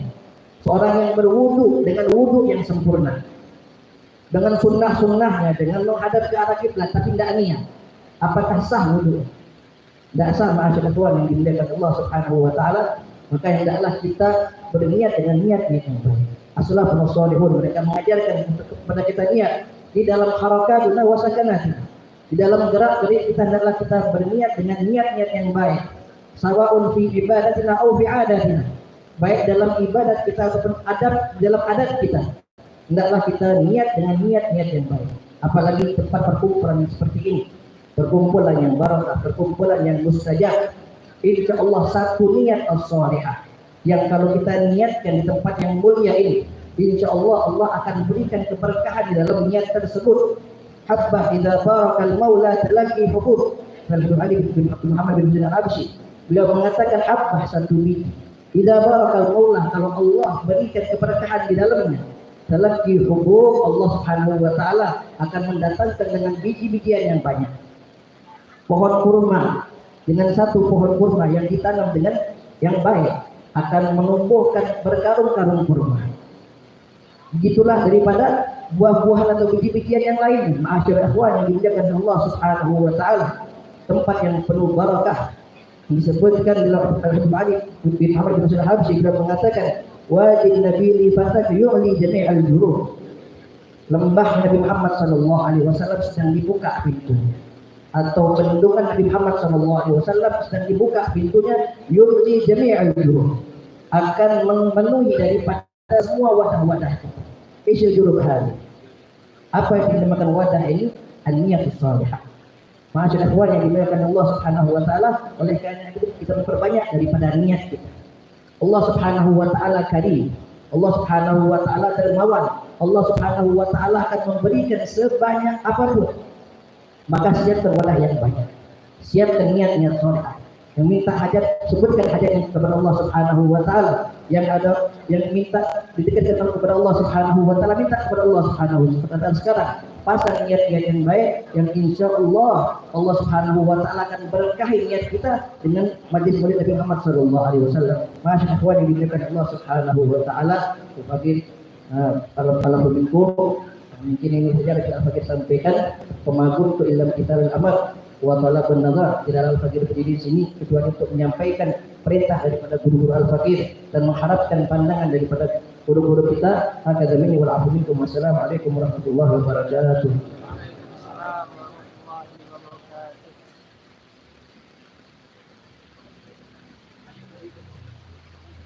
Assalamualaikum warahmatullahi wabarakatuh. Mengambil kesempatan dan menambah keberkatan, kita mohon dengan Abu yang hadir di masjid untuk mendoakan tempat ini yang di tahun ini telah dibuka tahsin dan tahfiz untuk anak-anak sekitar 70 orang kelas pagi, sore, dan malam. Dan juga untuk orang dewasa ada semi pesantren Barokatul Adin ini di tahun juga.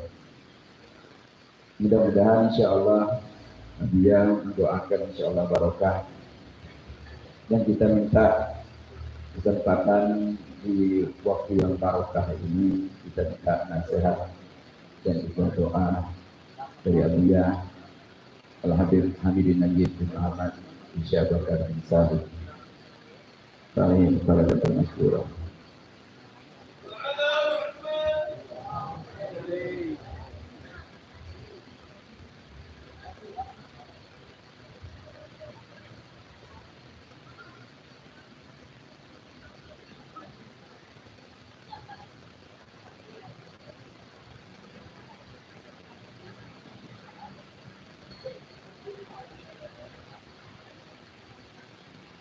Assalamualaikum warahmatullahi wabarakatuh.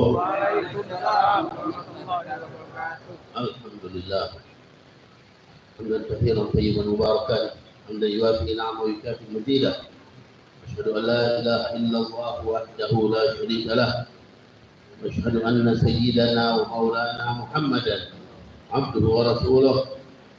Allahumma shalli wa sallim ala sayyidina Muhammad الفاتح لما أغلق والخاتم لما سبق ناصر الحق بالحق والهادي إلى صراطك المستقيم وعلى آله وصحبه حق قدره ومقداره العظيم. قال الله سبحانه وتعالى في كتابه العزيز قد جاءكم من الله نور وكتاب مبين يهدي به الله من اتبع رضوانه سبل السلام يخرجه من الظلمات إلى النور يهديه إلى الصراط المستقيم. معاشر الحبايب الكرام، معاشر الأساتذة الفضلاء، معاشر الحجاج، معاشر الحاضرين رحمكم الله. Alhamdulillah, pada malam hari ini walaupun dari tadi kita sudah duduk di tempat ini, sebagian mata sudah mulai sayup, ya. Tempat duduknya sudah semakin panas. Dari kampung tengah sudah mulai ada goncangan-goncangan. Masya Allah. Sebetulnya kita ingin lebih cepat datang ke sini, tapi karena memang diajak ke sana sini katanya kesempatan, repot kita.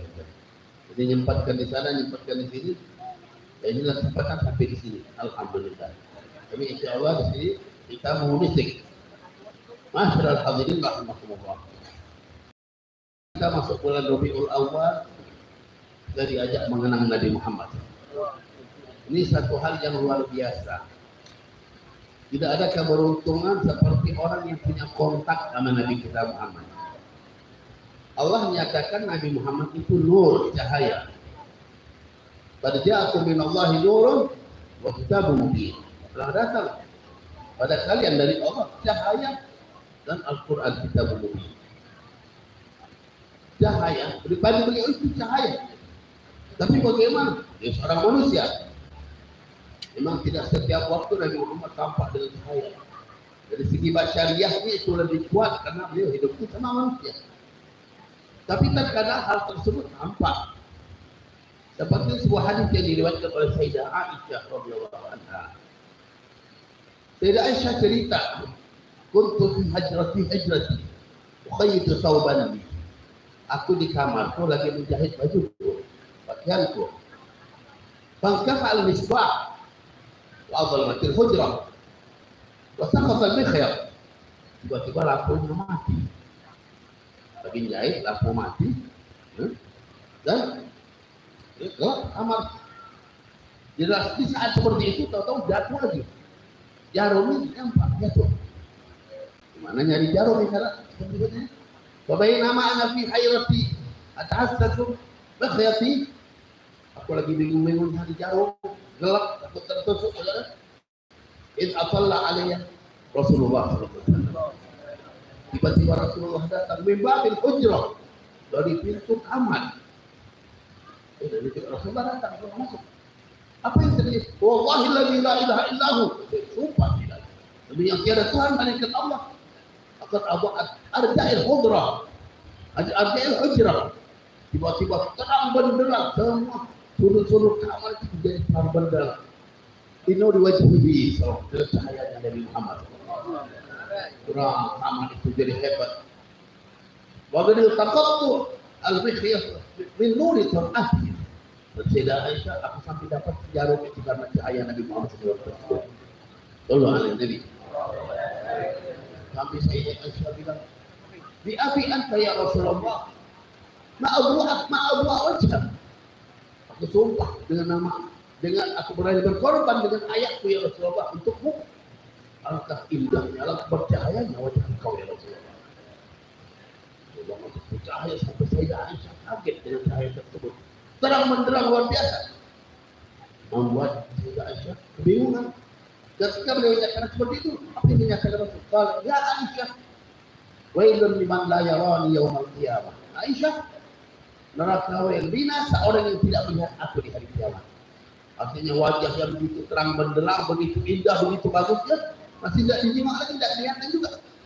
Itu binasa orang yang Sayyidah Aisyah berkata, "Man la yaraka yaumal qiyamah ya Rasulullah." Siapa yang tidak melihat engkau di hari kiamat ya Rasulullah? Rasulullah mengatakan, "Wailun liman la yarani yaumal qiyamah." Neraka wail bagi orang yang tidak melihatku di hari kiamat. Sayyidah Aisyah kembali bertanya, "Man la yaraka yaumal qiyamah ya Rasulullah?" Siapa yang tidak melihat engkau di hari kiamat ya Rasulullah? Rasulullah menjelaskan, "Man dzukirtu indahu falan yusalli alaihi." Orang yang apabila namaku disebut dia tidak selawat padaku. Sallallahu alaihi Nabi. Ini sebetulnya satu anugerah untuk kita. Betapa hebatnya orang yang bersolawat sama Nabi Muhammad. Betapa hebatnya orang yang punya kontak hubungan sama Nabi Muhammad. Masyaallah hadirin rahimakumullah. Ketika orang mengucapkan solawat sama Nabi, apabila kita mengucapkan satu kali, Allah mengucapkan 10 untuk kita. Man shalla alaihi salatan sallallahu alaihi asyra. Orang yang mengucapkan salawat satu kali pada Allah, mengucapkan salawat pada Allah, berikan salawat pada 10 kali. Ada orang yang bertanya kepada seseorang ulama, yang lebih afdal itu yang mana? Apakah baca Al-Quran atau baca salawat? Baca Al-Quran apa baca salawat yang lebih afdal? Orang alim itu waktu ditanya, ini masalah, ini repot sedikit ya. Rumit pertanyaannya, mana yang lebih afdal, baca Al-Quran atau baca salawat? Tapi beliau jelaskan, membaca Al-Quran satu ayatnya hasanah, satu kebaikan. Wal hasanah bi asyri amsalihha. Seperti dalam hadis, man qara'a ayatan min kitabillah falahu hasanah wal hasanah bi asyri amsalihha. Taqulu alif lam mim harf walakin alif harf lam harf wa mim harf. Setiap baca Al-Quran satu huruf dari Al-Quran 10 kebaikan, 10 hasanah. Dan hasanah itu bisa dilipat gandakan.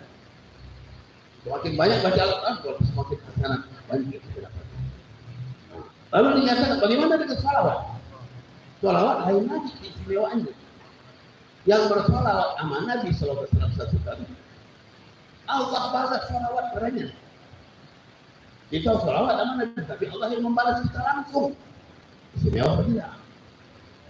Bukan hanya satu kali, kita mengucapkan salawat satu kali, Allah balas 10. Kalau mengucapkan 10 berarti dapat 100. 100 sudah seterusnya. Salawat dari Allah itu apa? Salawat dari Allah dijelaskan ulama. Ar-Rahmah. Kalau Allah dapat orang, Allah beri salawat kepada kita, berarti kita dikasih rahmat. Allah salawat kepada kita dikasih berkah. Diampuni dosa. Allah salawat kepada kita, dalam ayat dijelaskan. Huwallazi yusalli 'alaikum wa malaikatuhu liyukhrijakum minadh-dhulumati ilan-nur. Allah dan malaikat bersalawat kepada kita. Kalau Allah salawat malaikat salawat kepada dan mengeluarkan kita dari kegelapan pada cahaya yang terang benderang. Jadi Allah keluarkan dari gelap pada cahaya. Kenapa? Nabi Muhammad itu cahaya. Ketika kita salawat kita dapat bagian dari cahaya. Langsung Allah berikan cahaya itu kepada kita. Sallallahu alaihi Nabi.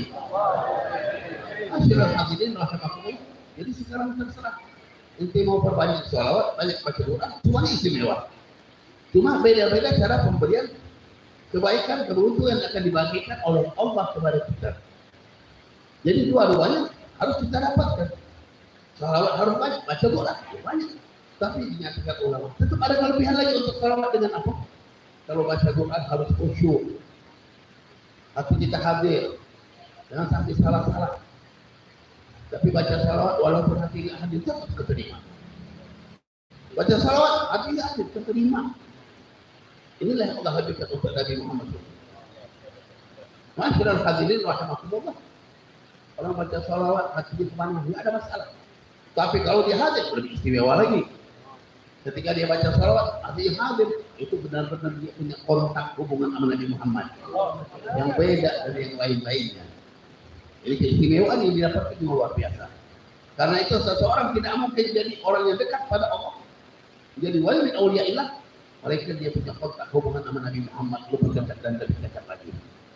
Jangan mengaku dirinya dia dekat sama Allah, tidak mungkin kalau tidak ada hubungan sama Nabi Muhammad yang lebih dekat. Nah, jalan menuju pada Allah mesti melalui Nabi Muhammad. Qul in kuntum tuhibbunallaha fattabi'uni. Kalau kalian ngaku cinta aku, ikut sama Nabi Muhammad. Hubungi Nabi Muhammad. Wa tabi'allahu ayyumin atahu min ghairi kala yadkhul. Kau ada pintu menuju pada Allah. Jangan datang kepada Allah melalui pintu Nabi Muhammad. Tidak bakal masuk, tidak bakal terima. Inilah Allah berikan kepada kita Nabi Muhammad sallallahu alaihi wasallam. Ini anugerah yang luar biasa masyarakat ikhwan. Allah memberikan kemudahan untuk umat ini. Kasih sayang hakikatnya ketika Nabi Muhammad itu diberikan kepada kita. Umat-umat terdahulu tidak dapat seperti kita. Siapa yang mereka kontak hubungi sehingga dia bisa dekat sama Allah dengan secara mudah ini? Kita baca salawat di mana aja boleh. Tidak perlu wudhu, tidak perlu tebar khusus. Tempat terhormat yang harus kita jaga, jangan di tempat yang zina. Tapi di tempat-tempat yang lain terungkap, tidak ada masalah. Sambil jalan, sambil duduk, di kendaraan, sambil kerja-kerja di rumah bisa, pasti itu masuk salawat. Itu sekarang kemudahannya. Tapi sekarang ini masih tidak kebaca juga. Nah, ada apa? Kenapa kita sampai berat untuk salawat sama Nabi SAW? Masyarakat hadirin rahimahumullah. Olehlah penghubung untuk kebahagiaan kita dunia dan akhirat kita. Perlu kita kenal siapa Nabi Muhammad. Perlu tahu kita. Beliau adalah afdalul makhlukin, makhluk yang paling utama. Afdalul khalqi al-itlaqi nabiyuna kami al-istiqamah. Makhluk yang paling afdal secara mutlak. Tidak ada yang lainnya. Ini akidah kita ahli sunnah wal jamaah. Keyakinan kita itu nabi-nabi, itu rasul, itu malaikat. Yang paling afdal Nabi Muhammad. Malaikat Jibril pendamping beliau, Nabi Muhammad yang lebih afdal. Bukan waktu Isra Mi'raj jadi malaikat Jibril baru tidak, Muhammad suruh naik terus. Kami malaikat Jibril, Nabi Muhammad nyatakan dia Jibril ayat untuk khalilahum min hadal maqam. Apakah kamu meninggalin temannya seperti kedudukannya? Dalam malaikat Jibril in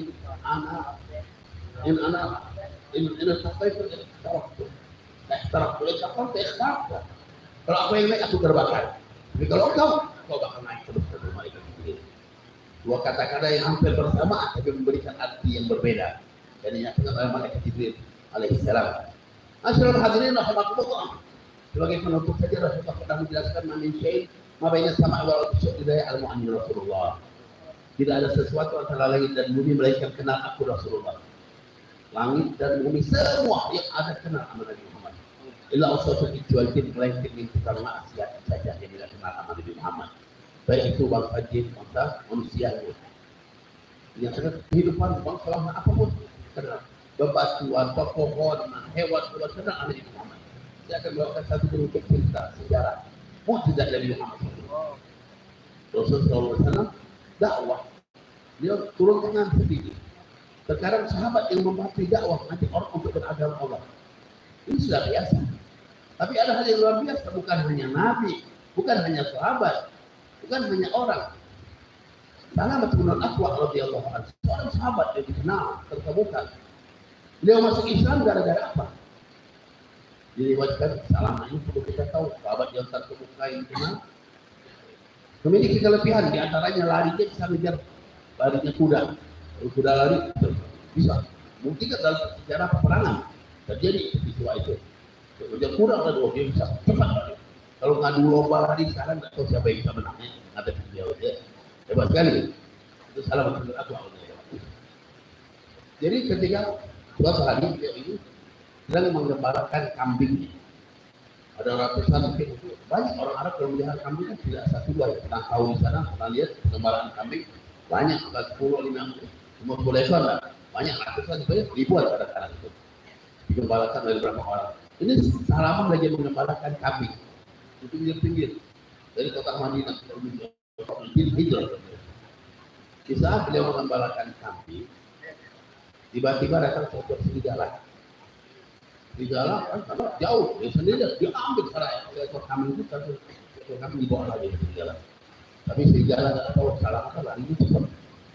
Dia bawa pentungan, dia kejar kambing itu. Apa serigala itu? Nggak lama, nggak tahu udah dapat serigala itu didapat oleh Salamah. Waktu melihat ada orang, dilepas apa?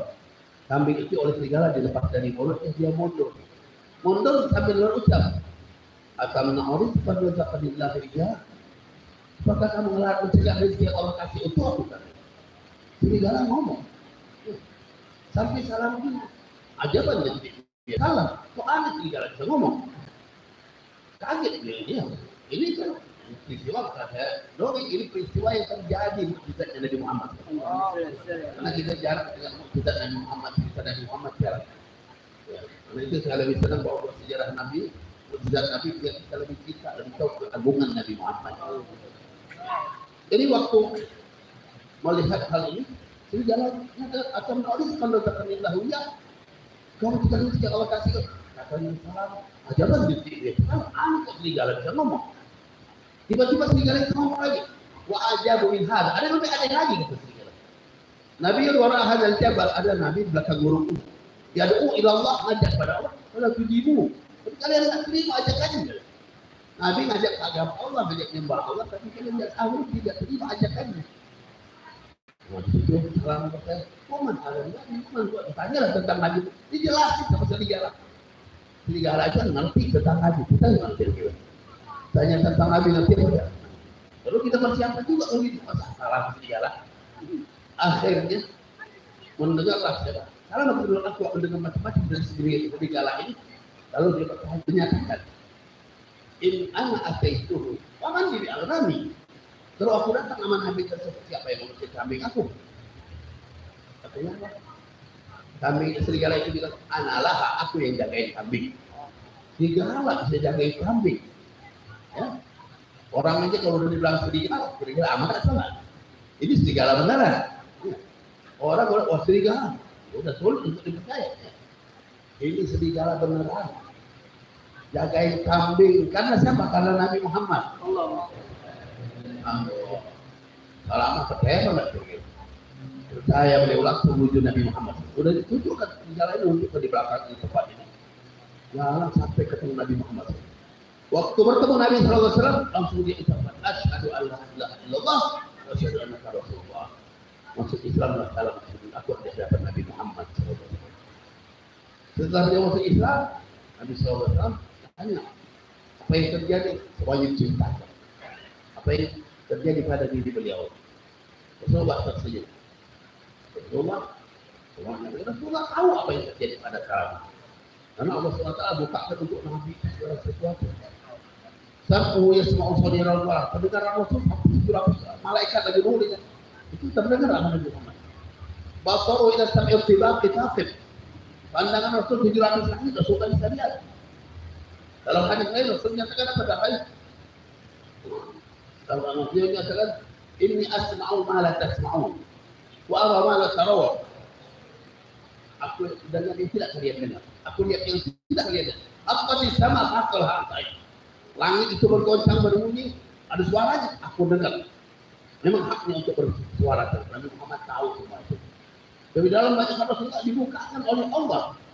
Termasuk ini. Tapi Rasulullah pengen orang yang cerita biar sahabat lain tahu. Diceritakanlah, tapi sebab dia masuk Islam tentang serigala ini. Setelah panjang lebar, Rasulullah yang setelah selesai, dia akan balik ke kambing. Kata itu hawa dia. Kau dapat kambing utuh. Gak satu pun dia khianati oleh serigala. Nah, ini perlu kita lihat. Apa pelihara serigala yang kayak gini? Karena serigala-serigala yang ada kadang-kadang ya, walaupun beda bulunya, ya, sulit untuk dipercaya. Ini serigala beneran, ya, tapi istimewa. Kenapa? karena ada hubungan sama Nabi Muhammad, karena ada ikatan sama Nabi kita Muhammad.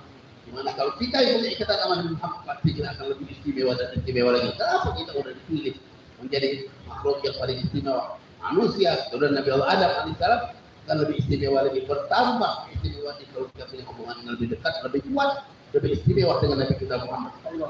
Alhamdulillah, tempat ini masya Allah kita sedang mendengarkan tempat pendidikan, tempat Al-Quran, tempat menghubungkan diri kita dengan Nabi, dengan Allah SWT. Anak turunan kita, keluarga kita menjadi orang yang baik berkat tempat ini. Tempat ini juga Allah lalu lindung, Allah selalu berikan keberkahan. Insya Allah dari sini keluarkan orang-orang yang bermanfaat, orang-orang yang berguna bagi dirinya, keluarganya, bagi negeri ini. Insya Allah semua. Amin ya rabbal alamin. Hadza ma aqulu lakum. Wassalamualaikum warahmatullahi wabarakatuh.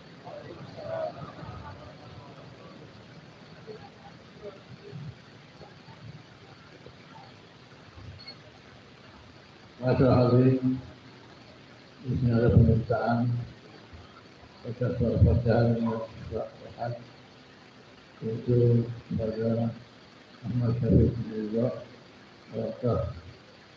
Syed Hamzah, Yusuf Bahud, Asal juga Asyar Afif, Rahimah Syed Ahmad Syarif, juga Asal Dina, Syed Hamzah, Yusuf Bahud, Syed Hamzah. شفاء لا يغادر على هذه الأطعمة وهم خاصة وأنا عامة وإذا حدث النبي صلى الله عليه وسلم كلام الفاتح.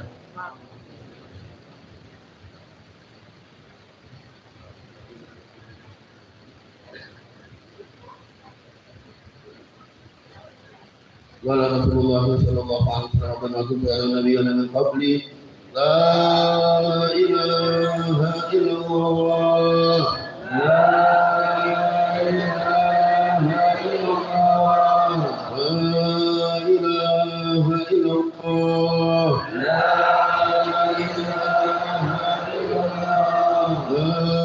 إله إلا الله لا إله إلا الله محمد رسول الله وآله وسلم صلى الله عليه وآله وسلم.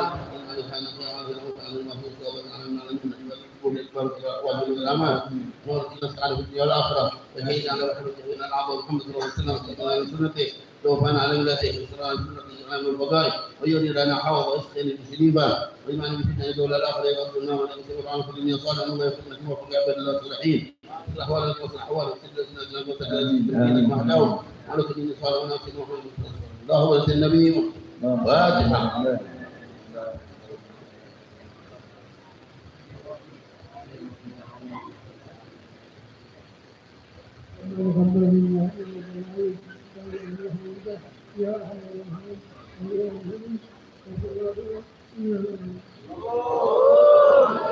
Kabul.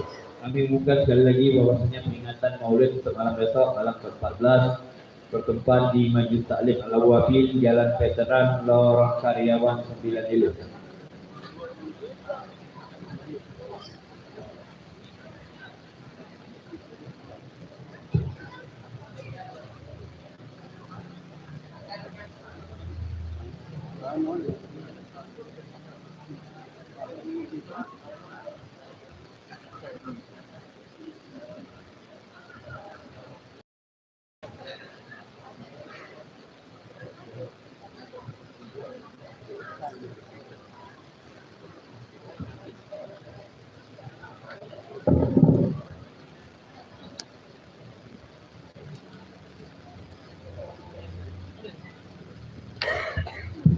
Yang di sini buat halago 1 orang, 1 nampan 4 orang.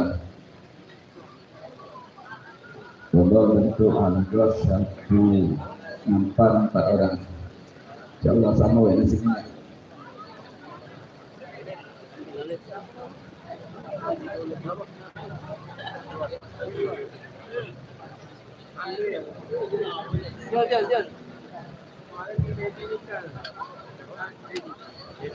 Jal. Konsumsi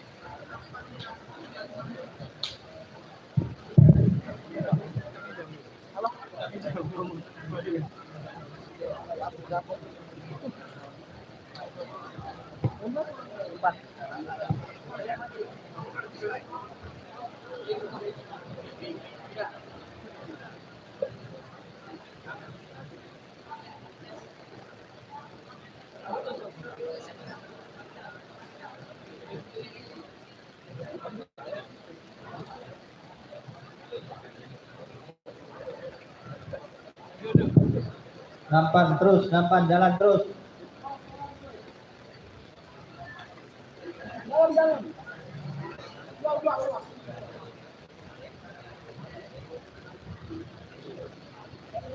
Nampan, nampan, jalan ke nampan.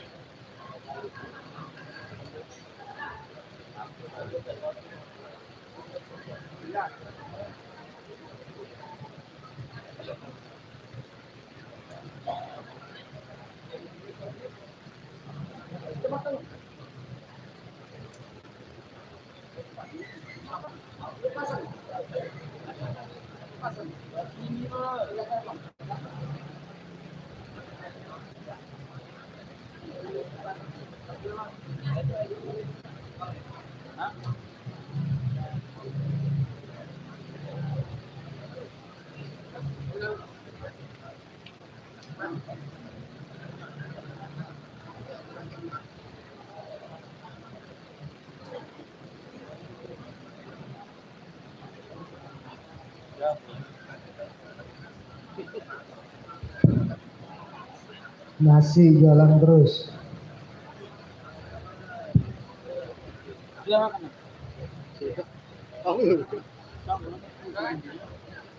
Iya tadi kiam tadi.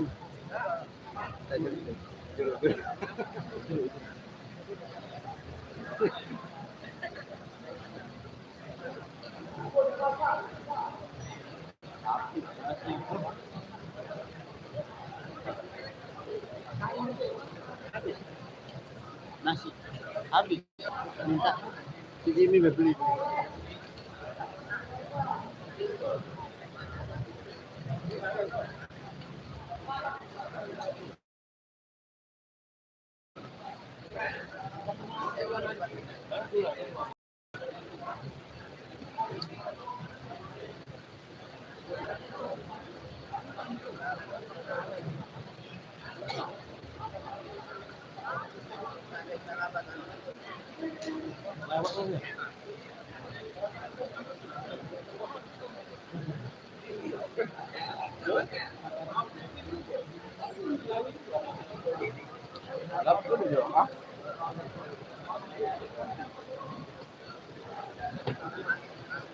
Terus jalan ke dalam.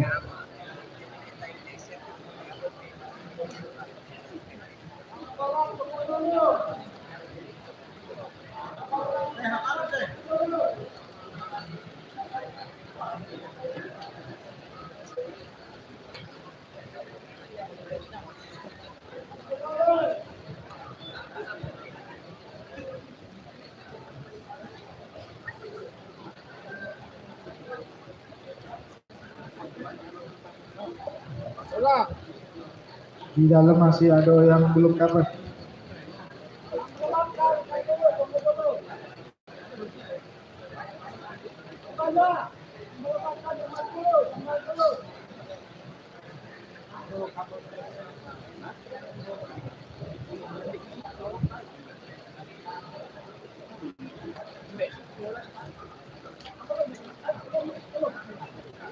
Dari belakang ini Allah.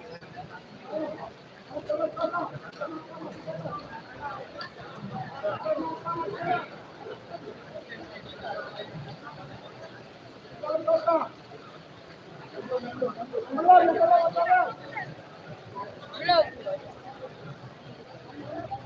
Balaka.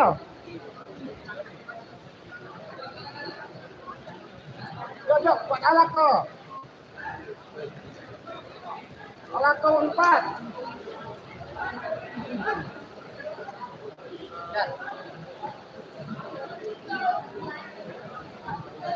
Empat.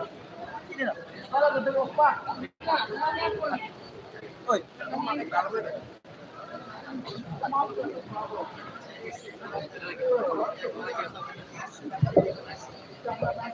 sampahnya tolong diambil ke bersih ke.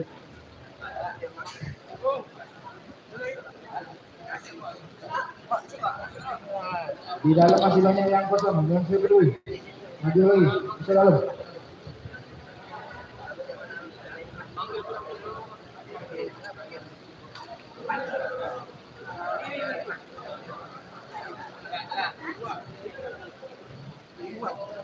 Itu yang belum.